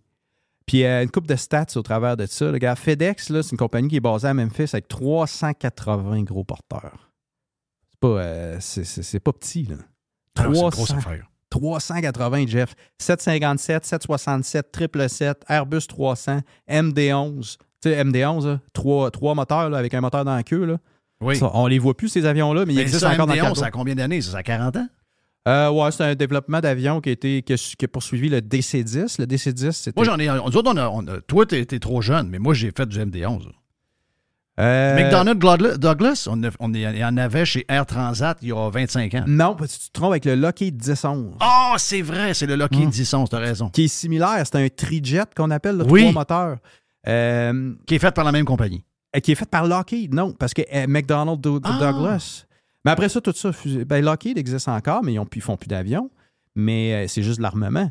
McDonnell Douglas, ça partit comme étant McDonnell Douglas, mais ils ont été acquéris par Boeing. Fait que quand ils ont fait le MD-11, c'est Boeing qui continuait la production de tout ça. Ah, OK. Ouais, c'est une belle histoire, ça. Ça, c'est un gros avion, là. C'est un gros avion du temps, là. C'est un très gros avion du temps. On se rappelle qu'il y a un MD-11 qui s'est crashé à Peggy's Cove en Nouvelle-Écosse en 1996 ou 17, si je ne me trompe pas. Vous souvenez-vous de ça? Swissair, qui a crashé en Nouvelle-Écosse? Je me souviens de ça. C'est le plus gros crash canadien qu'il y a eu dans l'histoire, ça. C'était quoi la raison déjà? Boucan dans le cockpit, feu électrique, puis personne ne voyait rien. L'avion a ditché et a tombé dans l'eau. OK. Il n'y a personne qui a survécu à ça. Fait que, ça partait de JFK, puis ça s'en allait à Zurich ou Genève. Là, ça s'en allait en Suisse. C'était un vol de Swissair. Fait que ça a été, d'ailleurs, ça a été un vol qui a remis en question beaucoup nos façons de faire avec les circuit breakers. Nos breakers, on a plein... On apprend toujours de ces catastrophes-là. Hein? Toujours. Fait que depuis ce temps-là, il y a un cours qui s'est développé. En fait, tous les transporteurs exigent qu'il n'y a plus aucun breaker en vol qui vont sortir. Si un breaker pop, quand je dis, vous comprenez une fusible, là, on a des panneaux de fusibles qui ont des centaines de fusibles. J'en ai derrière moi, il y en a derrière l'autre banc, il y en a partout dans l'avion, dans le cockpit des fusibles. S'il y a un problème avec une fusible qui pop, on n'a plus le droit de la remettre, là, peu importe le système. Là. OK. C'est terminé. Fait que, bref, on a appris de donc, t'endures que sur cette ligne-là électrique, d'une manière, il n'y a plus de courant là-dessus. Là. Ouais, si tu as perdu un équipement qui est relativement important, on s'en fout. À moins que on n'a pas plus aucun breaker. Donc, ils ont comme provoqué par eux-mêmes le feu en essayant de rentrer la fusible. C'est ce qui a été déterminé après l'enquête de cet accident du MD-11. Fait que c'est ça. Ça, c'était un MD-11 passager. On n'en a plus des MD-11 passagers. Ils sont tous en mode cargo aujourd'hui, comme tous les vieilles avions finissent toujours en cargo. Oui, c'est ça. Et en parlant de JFK, juste vite de même, parce que ceux qui ont passé à JFK pendant les dernières années, vous avez passé à travers des rénovations épouvantables. C'était le bordel. Sauf que ça a l'air d'être payant parce que, je ne sais pas si tu as vu le top 10 des aéroports dans le monde qui vous offre la meilleure offre de bouffe, la plus diversifiée, la meilleure, les bars, etc. JFK est dans les meilleurs. Oui, c'est notre ami Jacques Strapp, mais pas du paradis, là, le vrai Jacques Strapp qui nous a... Le vrai Jacques Strapp. Le vrai, là. On parle pas de l'autre qui est mort, là, puis qui revient. Le vrai Jacques Strapp, qui nous a fourni ça. Oui, je voulais en parler d'ailleurs de ça. Puis effectivement, JFK est là. San Francisco est là aussi. Oui, ça m'a surpris, ça. Mais ça m'étonne pas, parce que quand tu marches à San Francisco, on va dire, là, tu peux t'asseoir quelque part, prendre une petite coupe de vin californien, manger... oui, tu manges très bien dans cet aéroport-là. Vancouver fait partie de ça. Je pense que c'est le seul aéroport canadien. Ça ne m'étonne pas. Vancouver, c'est l'aéroport canadien qui a le plus de sens au niveau du terminal, mettons. Ouais. Mais fait que c'est ça. Fait que UPS a ramassé le contrat de la Poste. UPS, c'est un petit peu plus petit. C'est une centaine de porteurs de moins, de gros porteurs de moins que FedEx, mais c'est quand même une très grosse compagnie. Puis, by the way, ces deux compagnies-là, que ce soit FedEx ou UPS, contractent énormément de petits transporteurs. Tu sais, on dit, c'est FedEx. Ouais, mais FedEx, là, vous ne comprenez pas l'ampleur. Moi, j'ai travaillé pour FedEx. J'ai volé des avions que notre seul contrat, unique contrat, c'était de transporter des boîtes de FedEx en avion. Avec des petits avions, deux turbopropulseurs, là, des 2 hélices, puis on faisait les runs de lait dans les Rocheuses. De Winnipeg jusqu'à Vancouver, Kamloops, Kelowna et tout ça. Fait que, hey, je regarde les sujets, puis je regarde le timing. Parle-moi d'autres Transat. Comment ça va, Transat? Parce que Transat, à un moment donné, ça devait être racheté par je ne sais pas trop qui. Je pense que c'était... C'est qui devait... C'est Air Canada qui devait racheter Transat. Hein? Exactement. Et la vente a été comme annulée. Il y a eu l'histoire de la COVID, il y a eu un paquet d'affaires. Donc, finalement, il n'y a pas eu de vente. Transat était toujours dans un genre de manque de cash ou je ne sais pas trop quoi. Est-ce que Transat va passer à travers? Ben, Transat, la ligne est toujours mince. Hein? Entre on fait un petit peu de profit ou on en perd, ou on perd de l'argent. C'est tellement pas gros. Écoute, c'est mon analyse, là, mais je pense que c'est tellement pas gros comme compagnie qui arrive comme rarement à sortir la tête de l'eau. Ils vont arriver un trimestre, ils vont être capables, puis après ça, le 2 trimestres, ça ne marchera pas. Puis overall, ils font jamais ben d'argent, Transat. C'est ça le problème. L'action à mi-mars, elle leur droppé. C'est sûr que un aller Fort Lauderdale, Québec, un aller à 1200$, ça se peut que quelqu'un prenne United. Là. Ouais, puis tu sais quoi, mon analyse par rapport à ça, c'est qu'ils ont tellement faim qu'ils vont te le vendre ce prix-là. Puis ils sont contents parce qu'ils ont comme un genre de monopole à Québec. Fait que là, ils en profitent au bout.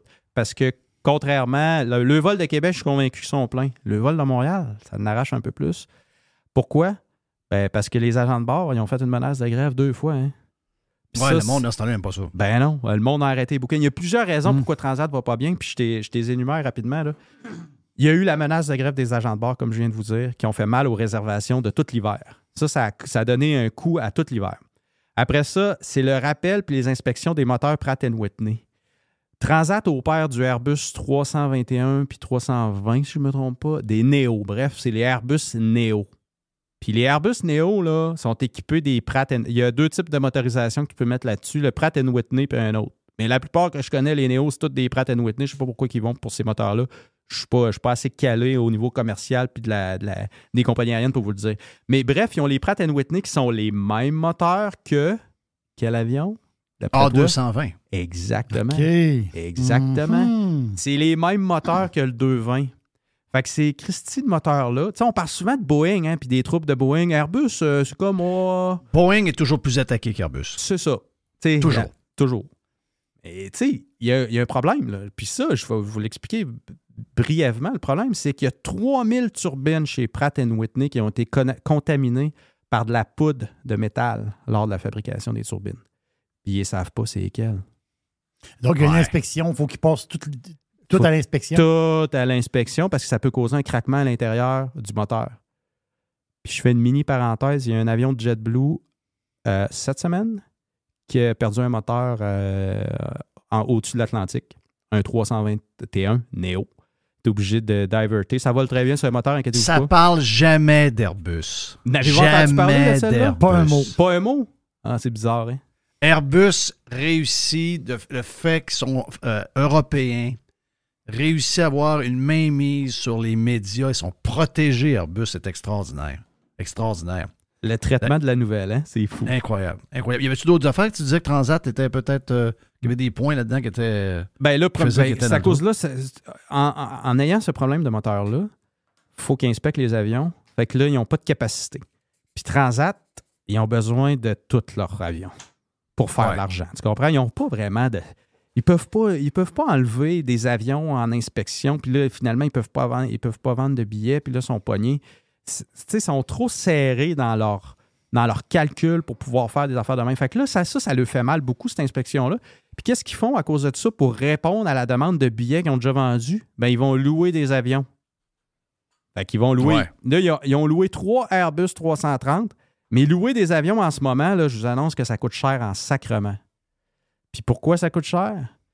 Parce que les problèmes du MAX, on pourrait pivoter sur le MAX, mais peut-être qu'on va manquer de temps. Je garderai ça pour un tantôt. Mais parce que le MAX 10, la production est complètement stoppée. Fait que là, donc, tout le monde cherche des avions. Tout le monde cherche des avions. Fait que Transat, il paye la totale pour avoir 3 Airbus 330 parce que tout le monde veut louer des avions parce que, bref, il y a des commandes de centaines et de centaines d'avions du côté américain, United, Delta, Southwest. Eux autres, ils n'auront pas d'avions. Ils ont même décidé de donner des sabbatiques aux pilotes. Ils ont trop de pilotes. Fini l'embauche, en passant. Là. Ah, c'est fini, là, le party de l'embauche? Le party de l'embauche pour les pilotes, il y a une grosse pause. Pas tant causé par un manque de demande, tu sais, la demande de la clientèle. C'est un manque d'avions. Un manque d'avions. Il n'y a plus d'avions. Fait que là, United se retrouve avec pas de d'affaires, toi. Ben oui. Ça, c'est Boeing. Ça, faut quand même pas dire que Boeing n'a pas de blanche là, au travers de tout ça. Là. Parce que Boeing, le MAX 10, c'est terminé. C'est en arrêt là, total. Il n'y a aucune production de MAX 10. Il n'est même pas certifié, le MAX 10. Mais Christy, ils ont des commandes jusqu'à 900... je pense, attends un peu, gars. Je vais te le dire, je l'avais, le chiffre ici.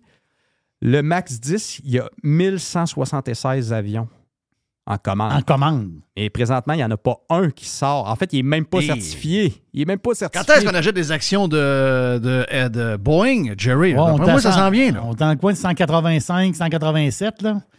Moi, je disais, dans le coin de 200, c'est une bonne affaire.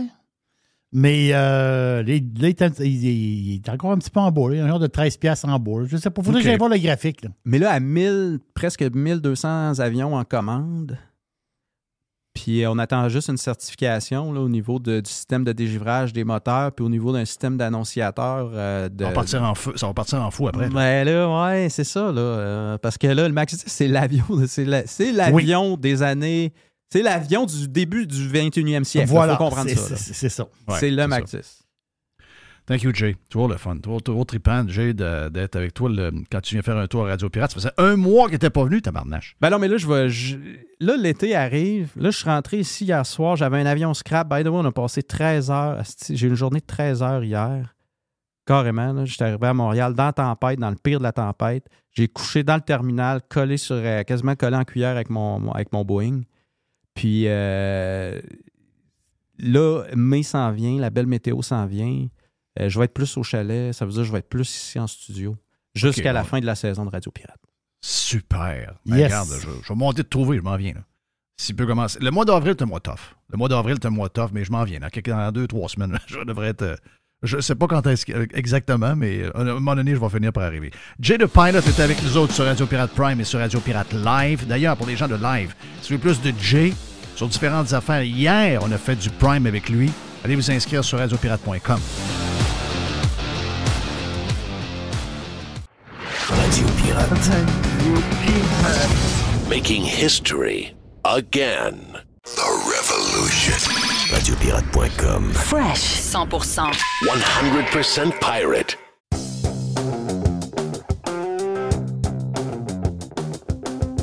Notre chum Alex, le geek pirate, est avec nous autres. Alex, salut mon ami. Salut. Je sais que tu as été longtemps chez Lightspeed, qui a annoncé cette semaine.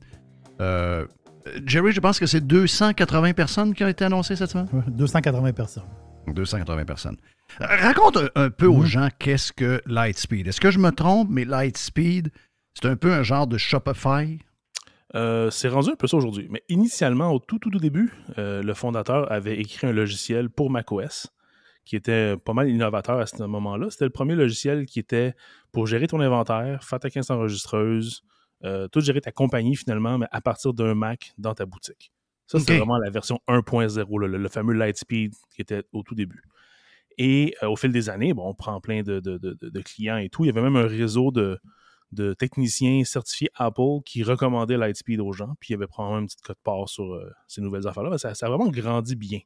Il y avait des beaux bureaux au centre-ville, près, je pense, de la petite Italie, avec une piscine. Tout vraiment des beaux bureaux, là, tu sais. Puis à un moment donné, ben, évidemment, étant une compagnie de tech, étant le début de 2000 qui arrive, ben, c'est la grosse mode des anges investisseurs. Oui. Donc là, il y a eu des compagnies de Silicon Valley qui ont investi de l'argent dans Lightspeed. Je pense que le premier coup, c'est comme un 30 millions US, une affaire comme ça, avec une marge de crédit, puis tout le kit, là. Et ça a fait qu'ils ont acheté une compagnie qui s'appelait Merchant OS, qui était la même chose, mais dans le cloud.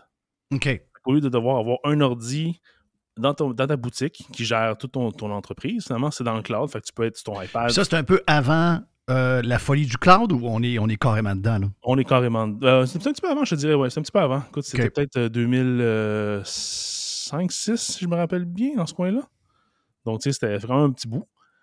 Puis là, ben, après ça, ben, étant donné que quand tu as de l'argent, ben, là, tu as le gouvernement du Québec qui s'en est mêlé aussi. Ils ont investi aussi de l'argent via Investissement Québec.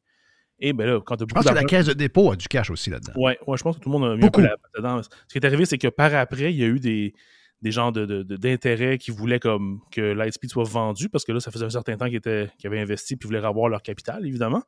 Puis je pense que l'Investissement Québec ou la Caisse de dépôt a décidé de racheter l'investissement initial des Américains. Fait que le gros de l'investissement aujourd'hui dans Lightspeed est comme tout québécois. Fait qu'elle ne se fera pas vendre la compagnie finalement. Okay. Parce qu'ils sont rentrés en bourse entre-temps, c'est ça l'histoire. C'est ça. Ils sont rentrés en bourse à 12 $ environ. C'est ça. Le pic, c'était 150 kicks pendant la COVID. Puis là, c'est redroppé dans les...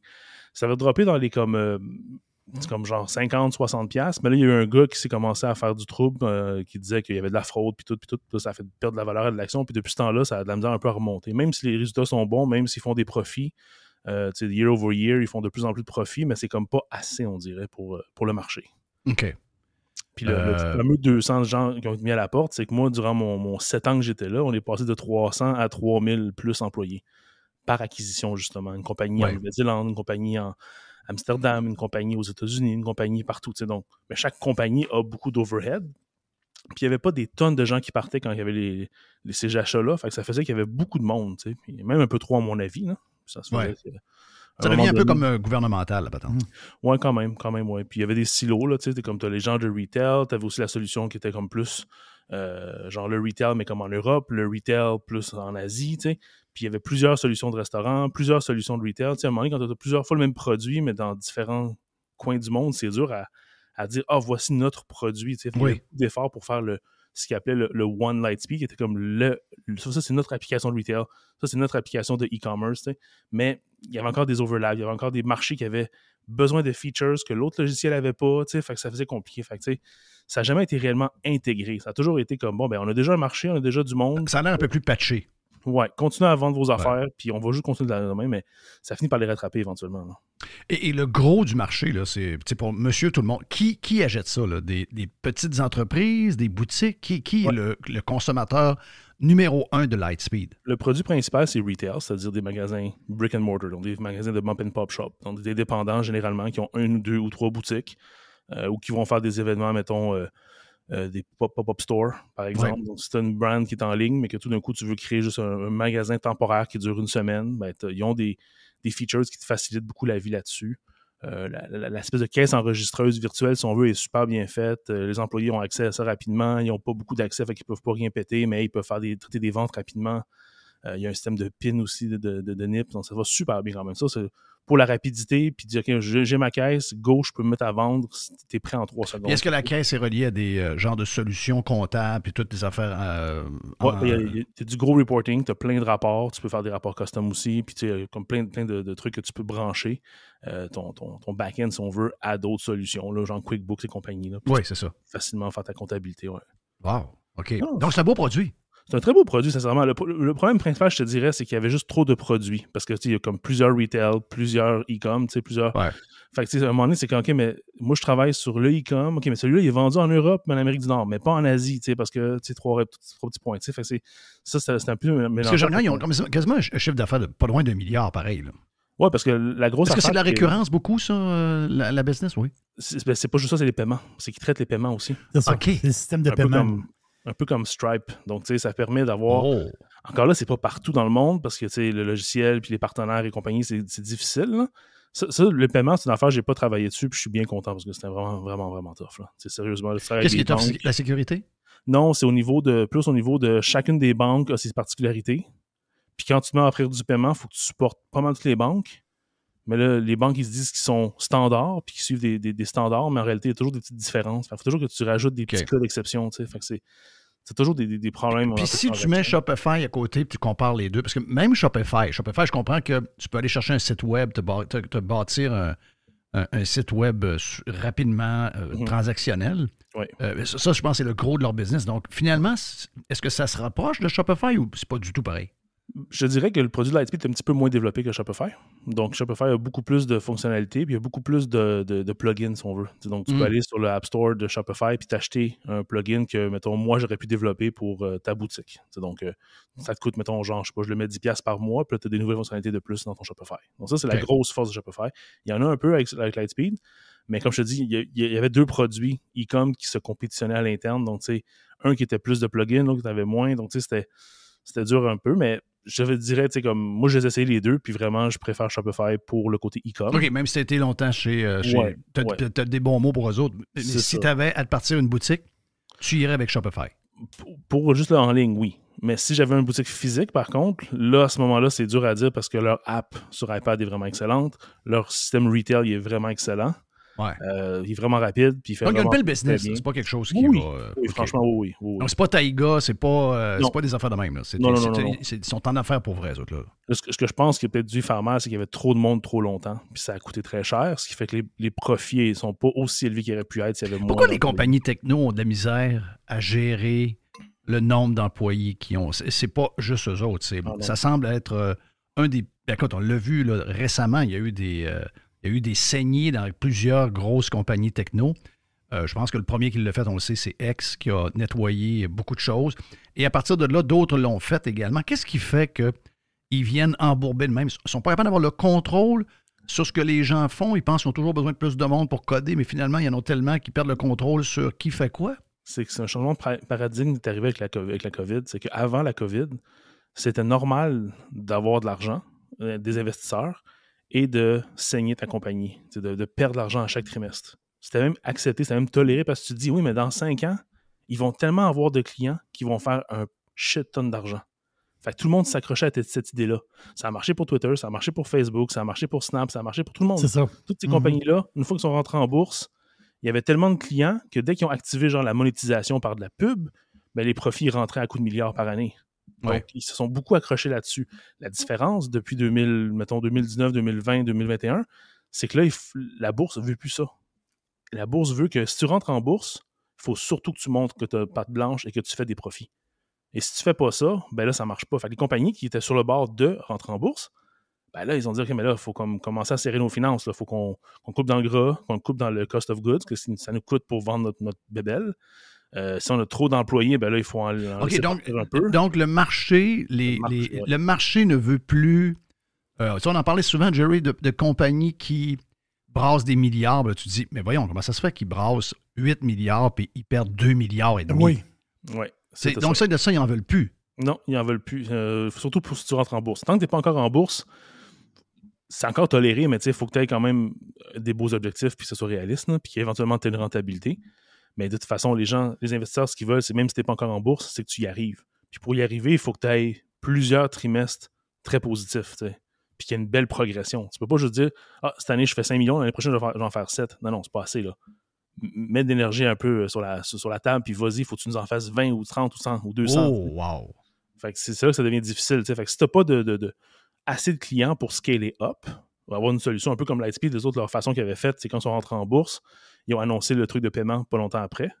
Donc, ça fait qu'aujourd'hui, on fait tant, mais le trimestre prochain, on fait 100% plus de profit parce qu'on a activé le traitement des paiements dans telle région du monde. Puis l'autre trimestre d'après, il y avait une autre belle nouvelle. À chaque trimestre, il y avait le résultat qui sortait, puis il y avait une bonne nouvelle annoncée. Fait que ça l'a fait monter l'action beaucoup, beaucoup. Okay. Puis il y a eu la folie de la COVID. Là, ça, on n'en parle même pas parce que le 150$, ça faisait pas de sens. Là. Non. Puis c'est ça. Fait que là, aujourd'hui, c'est retombé à 17 ou 18, je crois. Là, donc, le boss, là, de je sais pas trop quoi, j'ai lu son nom, David, je sais pas trop. Dax. Est-ce que c'est un good guy, c'est un visionnaire, c'est un bon. C'est quelqu'un qui t'a impressionné? Ce gars-là, comme j'avais mon bureau à côté du sien, j'étais le premier développeur sur le coin pendant plusieurs années, puis c'est vraiment un good guy. C'est le genre de gars, avec prendre une bière, il est super fin, il a plein d'expérience, il a beaucoup voyagé. Ouais, j'aime ça entendre ça. Ouais, c'est vraiment, vraiment, vraiment du soi. Là. Il a perdu un peu le contrôle de la compagnie quand il y a eu beaucoup d'acquisitions, parce qu'il y a beaucoup de monde, quand tu fais une acquisition, qui veulent un poste important. Fait qu'il s'est ramassé à être, chef du conseil d'administration, mais il n'était plus le président, fait qu'il faisait plus le day-to-day. T'sais. Puis là, ils ont mis dehors le président, puis lui a repris sa place. Donc, je pense que ça va être bon pour la compagnie. Là. C'est un gars que, quand que lui il parle, l'action en monte. Fait que, c'est un peu comme ça. Là. C'est pas un Steve Jobs, que je veux pas dire qu'il est aussi hot que Steve Jobs, mais il est dans le même genre de aura. Il y a une personnalité, il y a une réputation, puis veut pas, il a codé les premières lignes de code là, du produit. Oui, il connaît le produit. C'est ça, il connaît la business, il est proche de plein de clients qui l'appellent directement. Donc, c'est un gars qui est présent et qui est vraiment bon. Fait à mon avis, de le remettre au règne, ça va vraiment faire du bien. Donc, toi, tu penses que c'est un bon nettoyage, puis dans le cas-ci, c'est notre argent qui est en jeu. Il y a beaucoup d'argent de la caisse de dépôt, tout ça. Donc, toi, tu penses que c'est un nettoyage qui était nécessaire, c'est quelque chose que tu vois comme étant solide? Malheureusement, oui. C'est plate à dire parce que c'est sûrement des gens que je vais voir tantôt sur LinkedIn que je connais qui ont perdu leur job. Donc, c'est jamais le fun d'avoir des amis qui se font licencier. Mais si on regarde ça purement d'un côté mathématique, d'un côté investissement, c'était inévitable. Ça devait arriver éventuellement. OK. Oh oui, c'est sûr. Quand il y a plein d'acquisitions et que tout le monde est empilé un par-dessus l'autre, à un moment donné, c'est sûr qu'il y a un nettoyage qui doit se faire. C'est wow. Est-ce que tu as l'impression qu'il y a ce genre de nettoyage-là? On a entendu parler dans les gros joueurs, mais est-ce que, on entendait à un moment donné, soyez codeur, apprenez à coder, ça prend des codeurs, ça prend des codeurs, ça prend des codeurs. Est-ce que ça, c'est encore ça? Ou avec tout ce qu'il y a eu comme nettoyage, les histoires du gars qui rentre à 70 000 une place, puis qui reste là 3 semaines, puis qui se fera offrir 85 000 à l'autre, puis qui finalement s'en va une autre 3 semaines plus tard, 100 000 à l'autre. Est-ce que c'est fini, cette folie-là? Je dirais que ça s'est calmé un petit peu. Moi, je suis là-dedans depuis longtemps, depuis 2002. Donc, j'ai été longtemps dans une progression très lente parce que l'informatique, c'était pas payant dans les années 2000. Non, exact. Moi, j'étais dans ma dernière année de cégep, puis on me dit, en passant, il y a quelque chose qui s'appelle une bulle informatique qui vient de péter, puis là, vous n'aurez plus de job après votre cours, finalement. Oui, alors, quand on est rentré, on s'est fait dire, tu vas pouvoir aller en Californie, faire 200 000 par année en US, la vie va être belle. T'sais. Finalement, on finit notre cours, c'est comme, ben là, trouve-toi un stage. Ouais, mais il n'y en a pas de stage. Arrange-toi. C'est comme, OK. Fait que, il y avait genre comme Il y a une job de gardien de sécurité à tel centre d'achat. Ouais, pour être honnête, moi, je suis entré chez Canadian Tire comme commis des sports parce que j'avais rien, de mai jusqu'à novembre. Puis en novembre, j'ai trouvé une job à l'Alcan. Fait que tu donnes une idée, là, tu sais. Ouais. T'as fighté. Puis par après, t'es arrivé l'Eldorado. C'est quoi? L'Eldorado, t'es arrivé un peu avant la COVID, t'es arrivé dans les années peut-être 2017, 2016, 2017? Je dirais dans le web, principalement 2012, ça a commencé à lever, mais les entreprises sont lentes. Fait plus 2015, je te dirais. Okay. C'est là que j'ai switché de CGI vers Lightspeed, justement, parce que Lightspeed commençait à grandir. Ils recrutaient beaucoup, puis il y avait des excellentes conditions, puis il y avait un meilleur salaire. Fait que, moi, j'ai fait le switch, c'était facile, là, tu sais. Puis 2015, 2016, 2017, c'était vraiment comme les années où tout allait super bien, puis il y avait beaucoup d'embauches, même du côté américain, Microsoft ou Amazon engageait à pelleter. J'ai des amis qui se sont ramassés là-bas, ils ont eu des visas, ils ont été sponsorisés, donc tout se faisait très facilement. Oui. Donc, puis là c'est vraiment que la COVID, c'est que il y avait un petit refroidissement au niveau du marché avant la COVID, parce que le monde disait, OK, c'est bien beau là, de saigner des compagnies à blanc puis de brûler 20 millions de dollars par mois, mais à un moment donné, il faut que ça montre une profitabilité. Tous les gros unicorns étaient passés déjà. Il y avait déjà tout caché in sur Twitter, Facebook, Snap et compagnie. Là, les prochaines, il faut que vous faites votre job. Il faut que vous rapportez de l'argent. Là. Moi, mon 5 ans, ça fait 5 ans que j'ai mis de l'argent chez vous. Je veux voir la couleur de l'argent x4, x5, x6. Là. Ouais. C'est là que ça commençait à être un petit peu plus serré. Tu veux faire ton S1, là, qui est l'espèce de document que tu déposes à la SEC pour aller en bourse. Il est bien, mais il n'est pas assez. Il faut que tu travailles plus que ça. Tu fais tes rondes de pré-investissement, si on veut, pour qui va t'acheter des actions quand tu vas rentrer sur le marché. Puis tout le monde est frileux. Fait que tu dis, OK, bon, il faut que je retourne à la table de travail. Je pense que mon S1, il n'est pas assez étoffé. Il faut que je démontre que je vais faire plus d'argent. Il faut que je démontre qu'il y a une croissance qui s'en vient.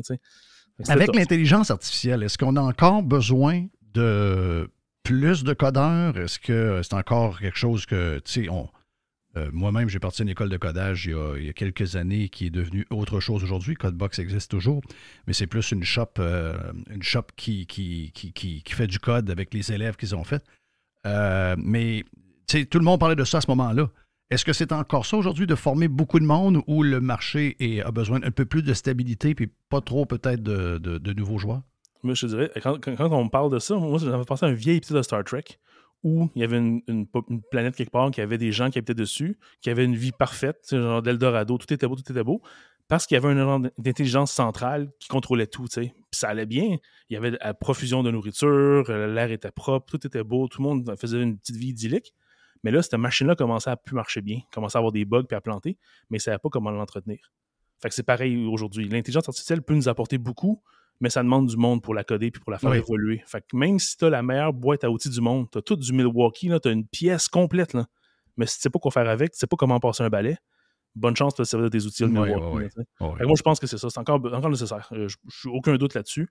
Donc, si tu avais ton gars te dit, Pan, je veux devenir un ingénieur informatique, puis je veux apprendre le codage, puis toi, tu lui dis go. Oui, je dis go. Okay, puis je vais dire, regarde sur YouTube, il y a beaucoup de cours de Stanford qui sont gratuits. Non, moi, je pose la question parce que ça change tellement vite. Hein? Mm-hmm. Il y a 4 ans, tout le monde disait à tout le monde, il faut que tu sois ça, tu peux travailler partout dans le monde, tu vas faire de l'argent, etc. Là, il arrive une petite pause, mais peut-être qu'elle était nécessaire en passant. Puis après ça, tu poses des questions. Mais je suis content de voir qu'ils ont toujours besoin d'autant de monde. Est-ce que les conditions sont encore en hausse ou ça s'est stabilisé? Parce qu'il y avait une folie à un moment donné, là. Oui, ça s'est stabilisé, je te dirais. Et les conditions restent bonnes. La plupart des entreprises qui sont je dirais, petites ou moyennes, là, qui ont en techno, vont avoir des meilleurs avantages que les gros, comme mettons un CGI en consultation. Au niveau d'assurance, souvent, ce qui va à la différence, ça va être une meilleure couverture, puis l'employeur paye tout. Fait que tu n'as rien à payer. C'est sûr, au Québec, on est chanceux, c'est un avantage imposable, mais tu n'as pas à payer de ta paye à chaque 2 semaines pour l'assurance, par exemple. Tu vas avoir souvent des meilleurs salaires, tu vas avoir souvent aussi plus des perks. Donc, tu vas avoir, par exemple, des montants alloués pour la formation, des montants pour des livres. Tu vas avoir aussi beaucoup de frais de santé, comme, mettons, tu vas avoir un budget. Les histoires d'un chef quasiment qui est là à faire de la bouffe, puis des sushis, puis il y a de la bière à volonté, puis des jeux à pu finir. Ça, c'est encore à la mode, ça? Ça, je te dirais que ça s'est stabilisé dans le sens où la plupart des entreprises vont avoir un genre de coin snack, toutes des choses de chez Costco là, que tu peux acheter. Lightspeed avait ça dès le début, puis c'était bien apprécié. Eux, ils l'ont poussé un peu plus loin. Avec la COVID, ils ont décidé de carrément ouvrir un restaurant dans le building puis pour faire revenir le monde au travail. Au lieu de les forcer en disant tout le monde au travail 3 jours semaine, on dit on a un chef cuisinier, on a un restaurant gratuit, revenez au bureau, vous allez avoir des repas traiteurs faites devant vous à tous les jours. Donc, c'est une façon d'inciter plutôt que de donner une coup de taloche, tu donnes une carotte. Donc, mais sinon, les autres entreprises, c'est pas aussi intense que ça. Là. Tu vas avoir, oui, des perks à la job, mais tu n'auras plus comme dans le temps. On entendait des histoires de Silicon Valley où tu t'amènes ton lavage, puis ils font ton lavage. Puis tout. Ça, c'est jamais arrivé, ça, ici. Là. Est-ce que Silicon Valley est encore aussi hot qu'avant ou c'est en train, avec la COVID, le fait que les gens travaillent à distance, que les entreprises ont comme, je dirais, il y a beaucoup d'entreprises qui disent ça va finir là, c'est assez, puis ils vont revenir au travail. Mais est-ce que ça a changé quand même les places d'affaires? Est-ce que ça a changé je dirais, le pôle d'attraction qui était Silicon Valley, le fait que les gens pouvaient travailler de la maison?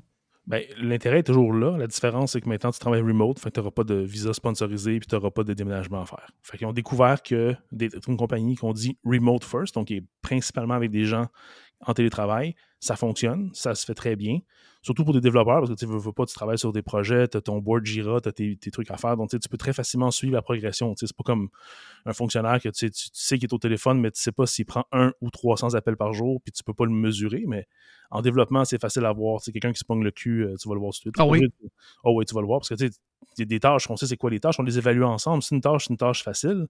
Est-ce que tu crois ça que Elon Musk a demandé à tout le monde d'envoyer les dernières lignes de code pour voir s'il travaillait? Ça, je n'ai pas misère à croire. C'est très facile à voir. La plupart des outils de développement, il y a comme souvent un petit graphique qui va par semaine, puis ça met des petits points verts, puis plus c'est vert foncé, plus tu as contribué. Que ce soit du code ou des reviews, parce que tu peux voir le code des autres puis donner des commentaires, donc tu as une interaction. Fait qu'il y a plein de façons de mesurer ton implication. Et lui, il a fait ça, mais à mon avis, il le savait déjà, puis c'était juste pour confirmer. Que, mettons, genre, il aurait contribué dans un autre projet qui n'était pas monitoré ou whatever. Mais bon, oui, je ne suis pas besoin de croire. Pour un développeur, c'est facile à voir ta contribution. On est sur le live et sur le Prime en même temps, mais on va finir sur le live dans les prochaines minutes. Dans les sujets que tu parles des taxis. Les taxis sont revenus dans l'actualité. On pensait que c'était réglé, l'histoire des taxis. Moi aussi, je pensais que c'était réglé. Tout le monde pensait ça. Tout le monde pensait que c'était réglé, les taxis. On leur a donné quasiment 800-900 millions, je ne sais pas trop comment. Et là, finalement, il leur en manque encore. Puis on entend les mêmes doléances qu'on entendait il y a quelques années. Là, c'est un genre de repeat. J'ai de la misère à saisir ce qui se passe avec l'histoire des taxis. Je comprends pas trop. Là. Je sais pas d'où ça vient. Je sais juste que dans le temps que c'est arrivé, j'en connais un, moi, à Québec, justement. C'est le premier taxi Tesla. Ça s'appelle Christian. Puis il conduit toujours son taxi Tesla depuis ce temps-là. Puis lui, ce qu'il a dit qu'il avait J'ai déjà embarqué dedans. Ah oui? Nice. Oui, dans le début, quand il y avait sa Tesla, je me rappelle très bien, il m'expliquait tout le char. Il est très sympathique. Lui, c'était un vrai de vrai. Là. Oui, oui, c'est un vrai. Je suis sûr que lui, il n'est pas dans la marge. Je sais pas pourquoi, là, je le regardais aller, d'après moi, il n'est pas dans la marge. Mais lui, ce qu'il m'avait dit dans le temps, c'est qu'il allait mettre tout l'argent qu'il allait recevoir du gouvernement dans Tesla.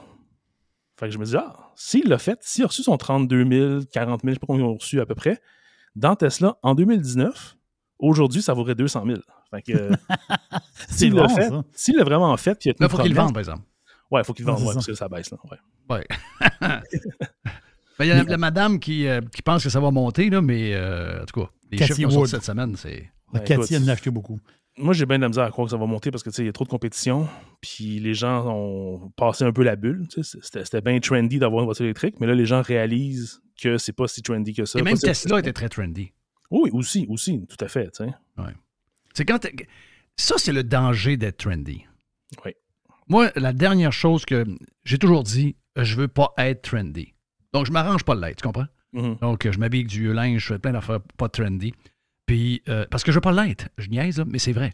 Tu veux pas être trendy parce que quand tu es trendy, tu roules en tabarnache pendant 2 ans, 3 ans, 4 ans. Mais à un moment donné, tu n'es plus de flavor of the month, ou flavor of the week, ou flavor of the year.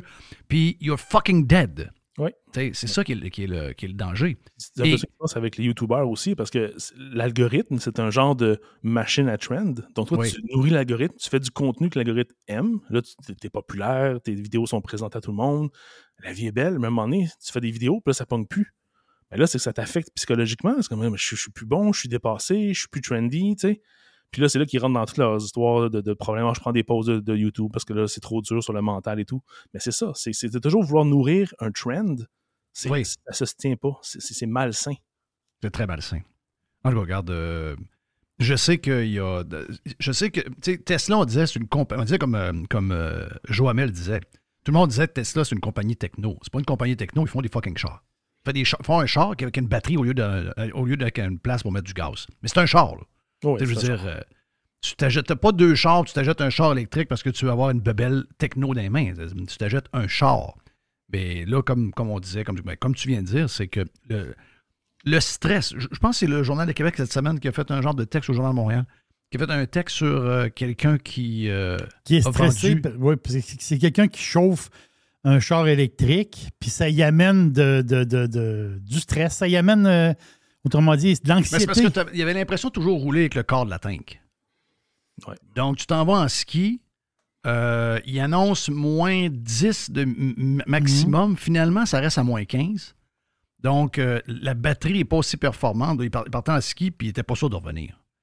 Puis là, on a lu que les gens qui font du remorquage, une des choses qui ramassent le plus souvent maintenant, c'est pas des chars brisés. C'est des chars qui n'ont plus de batterie, qui n'ont plus d'électricité dans la batterie, qui n'ont plus d'énergie dans la batterie. On l'a vu en Alberta avec les grands froids qu'il y a eu. Oui. Du monde qui passait sur l'autoroute, puis il n'y avait que des voitures électriques sur le bord de la rue, parce que justement, ils ont été pris par le froid.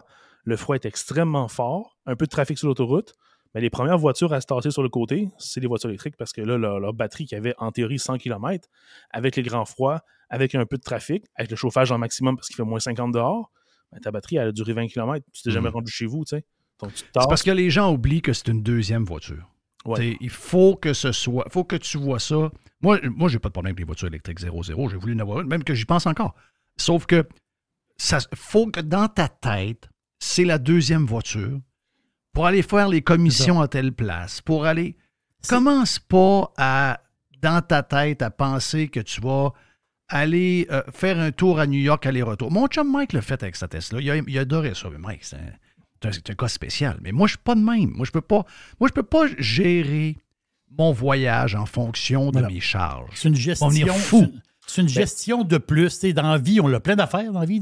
Mais moi, j'en veux pas plus de gestion. C'est ça, on a plein de patentes. J'en veux moins. On a plein de choses. On dirait que ça, c'est une affaire que tu te mets plus ses épaules. Oui, parce que la promesse, initialement, c'était ça. C'était que tu allais avoir assez de charge pour faire un 600 km comme une voiture conventionnelle. Le problème, c'est qu'il y a trop de variables. Puis c'est ça qui devient stressant, c'est que quelle variable je dois prendre en compte aujourd'hui qui va faire que je n'aurai pas 600 km, mais je vais en avoir 400. Mais il faut que j'en fasse 500 aujourd'hui. Comment je vais m'arranger? Là, tu te dis, je vais-tu juste bêcher mon chauffage? Je vais-tu juste conduire moins vite? Et vois souvent cette autoroute là, à 80 ouais, je peux-tu charger mon iPhone? Je peux-tu... c'est ça, mais parce que tu commences à tellement devoir te questionner, puis c'est pas un calcul simple, genre, je mets du chauffage, donc moins 5%, tu sais. Non. Tu le sais pas. Tu le sais juste quand tu es rendu à ta destination que tu t'es rendu ou tu t'es pas rendu. Fait que c'est vraiment difficile de le mind mapper. Comme tu dis, une deuxième voiture, c'est facile de faire l'épicerie, aller au centre d'achat, tu sais, c'est pas de problème. Mais on a passé de cette utilisation-là. Ça, c'est dans le temps des petites micro-voitures électriques, là, c'était ça là, qu'ils disaient. Mais là, depuis que les Tesla sont arrivés et qu'on peut faire du 500, 600 km, ils le vendent comme étant une voiture complète de remplacement qui fait la job. Donc, ta voiture à essence, ta vieille Corolla, tu me sacs ça au vidange et tu prends une Tesla puis t'es bon pour la même chose. Étoile. T'sais, la petite étoile, c'est elle qui est fatigante. Puis le but le plus chien, là, c'est qu'on dit depuis des années en plus, hey, le réseau va s'améliorer, tu vas avoir de la recharge rapide, tu t'en vas. Il n'y en a pas de recharge rapide. Mais il y en a, mais quand tu arrives, au lieu de 40 kW, tu branches ta voiture puis ça roule à 8. Ben voilà, c'est ce que je te dis. C'est niaiser le monde. Les charges sont là, sauf que la chose annoncée ne l'est pas. Non, ben non. Donc, il n'est pas full charge, il n'est pas pantoute. Puis dans ta voiture, toutes les voitures électriques ont un système de navigation avec les bornes, puis ça dit quelle borne a quelle puissance. Fait que toi, tu calcules ton truc, tu dis, OK, je vais me rendre jusqu'à 5% de batterie pour m'arrêter là, parce que elle, c'est une charge rapide. Je vais faire un petit pipi, un petit sandwich, puis on va repartir après, puis je vais avoir 80% de ma batterie. Non, c'est pas ça. Toi, tu arrêtes à 35%. C'est ça, tu arrêtes là, il faut que tu arrêtes à la prochaine fois d'après. Mais là, tu arrêtes la fois d'après. Finalement, sur 6 heures de char, t'as arrêté 3 heures. Ça devient tough, là. Non, c'est pas... C'est pour ça que, dans ma tête, c'est une deuxième voiture. C'est une deuxième voiture que tu vas utiliser près de la maison, que tu ne vas pas aller trop loin. Tu sais, comme moi, vu que je travaille à la maison, j'ai encore dans ma tête la possibilité d'avoir une voiture électrique à bon prix. Là, actuellement, il y a 12 000 $. Ça achève. Ouais. Donc, si je le fais, c'est là ou jamais. OK? Donc, là, il y a des maquis qui sont à des prix ridicules. Tu enlèves le 12 000, même si le financement est un peu... Et là, il y a même des promotions de financement. OK? Donc là, je me dis, c'est peut-être une opportunité pour la deuxième voiture parce que on est au Québec. Si j'étais ailleurs, je le ferais. J'y penserais même pas. OK? Oui, c'est ça. Mais au Québec, on va avoir cet été, d'après moi, on va avoir du 2 $ le litre. Ah, ça, c'est certain. C'est certain. Okay. Même avant, peut-être. Là. Donc, tu sais, ma blonde avec un gros pick-up que moi, je peux prendre quand j'ai besoin. Puis, quand on a besoin de faire des commissions, elle prend le char. Genre de patente de même. Moi, je suis ouvert. Moi, je ne suis pas quelqu'un de fermé à ça. 0. Mais si quelqu'un me dit c'est sa première voiture, puis qu'il va faire... Écoute, j'étais à 95 ici hier. Puis, je vois une voiture du Québec, une Tesla, la X. Je vois ça, là. Donc, je dis, ça veut dire que lui, il l'a descendu ici, là. Moi, je l'aurais fait juste pour Radio Pirate, tu comprends? Juste pour expliquer comment ça marche. Oui. Mais je suis retraité dans la vie, puis je descends avec une Tesla? Non. Hey, Jerry, bon week-end, mon ami Jerry. Merci à Alex, le geek. On a plus de Alex encore sur le Prime, si vous voulez vous joindre à nous autres en passant sur radiopirate.com. Vous pouvez écouter tous nos podcasts, même si c'est en privé, avec toutes les applications que vous aimez déjà, celle de Spotify, celle de Apple Balado, l'application que vous aimez, là, les 7, 8, 10 applications quasiment qu'il y a sur le marché.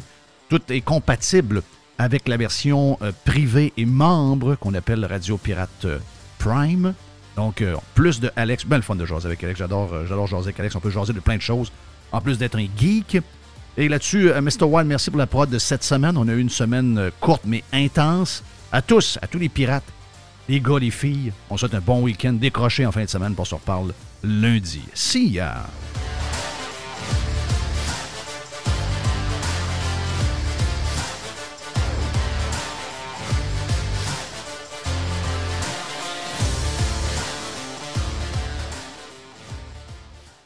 Radiopirate.com. Enfin, pirater, c'est légal. Radio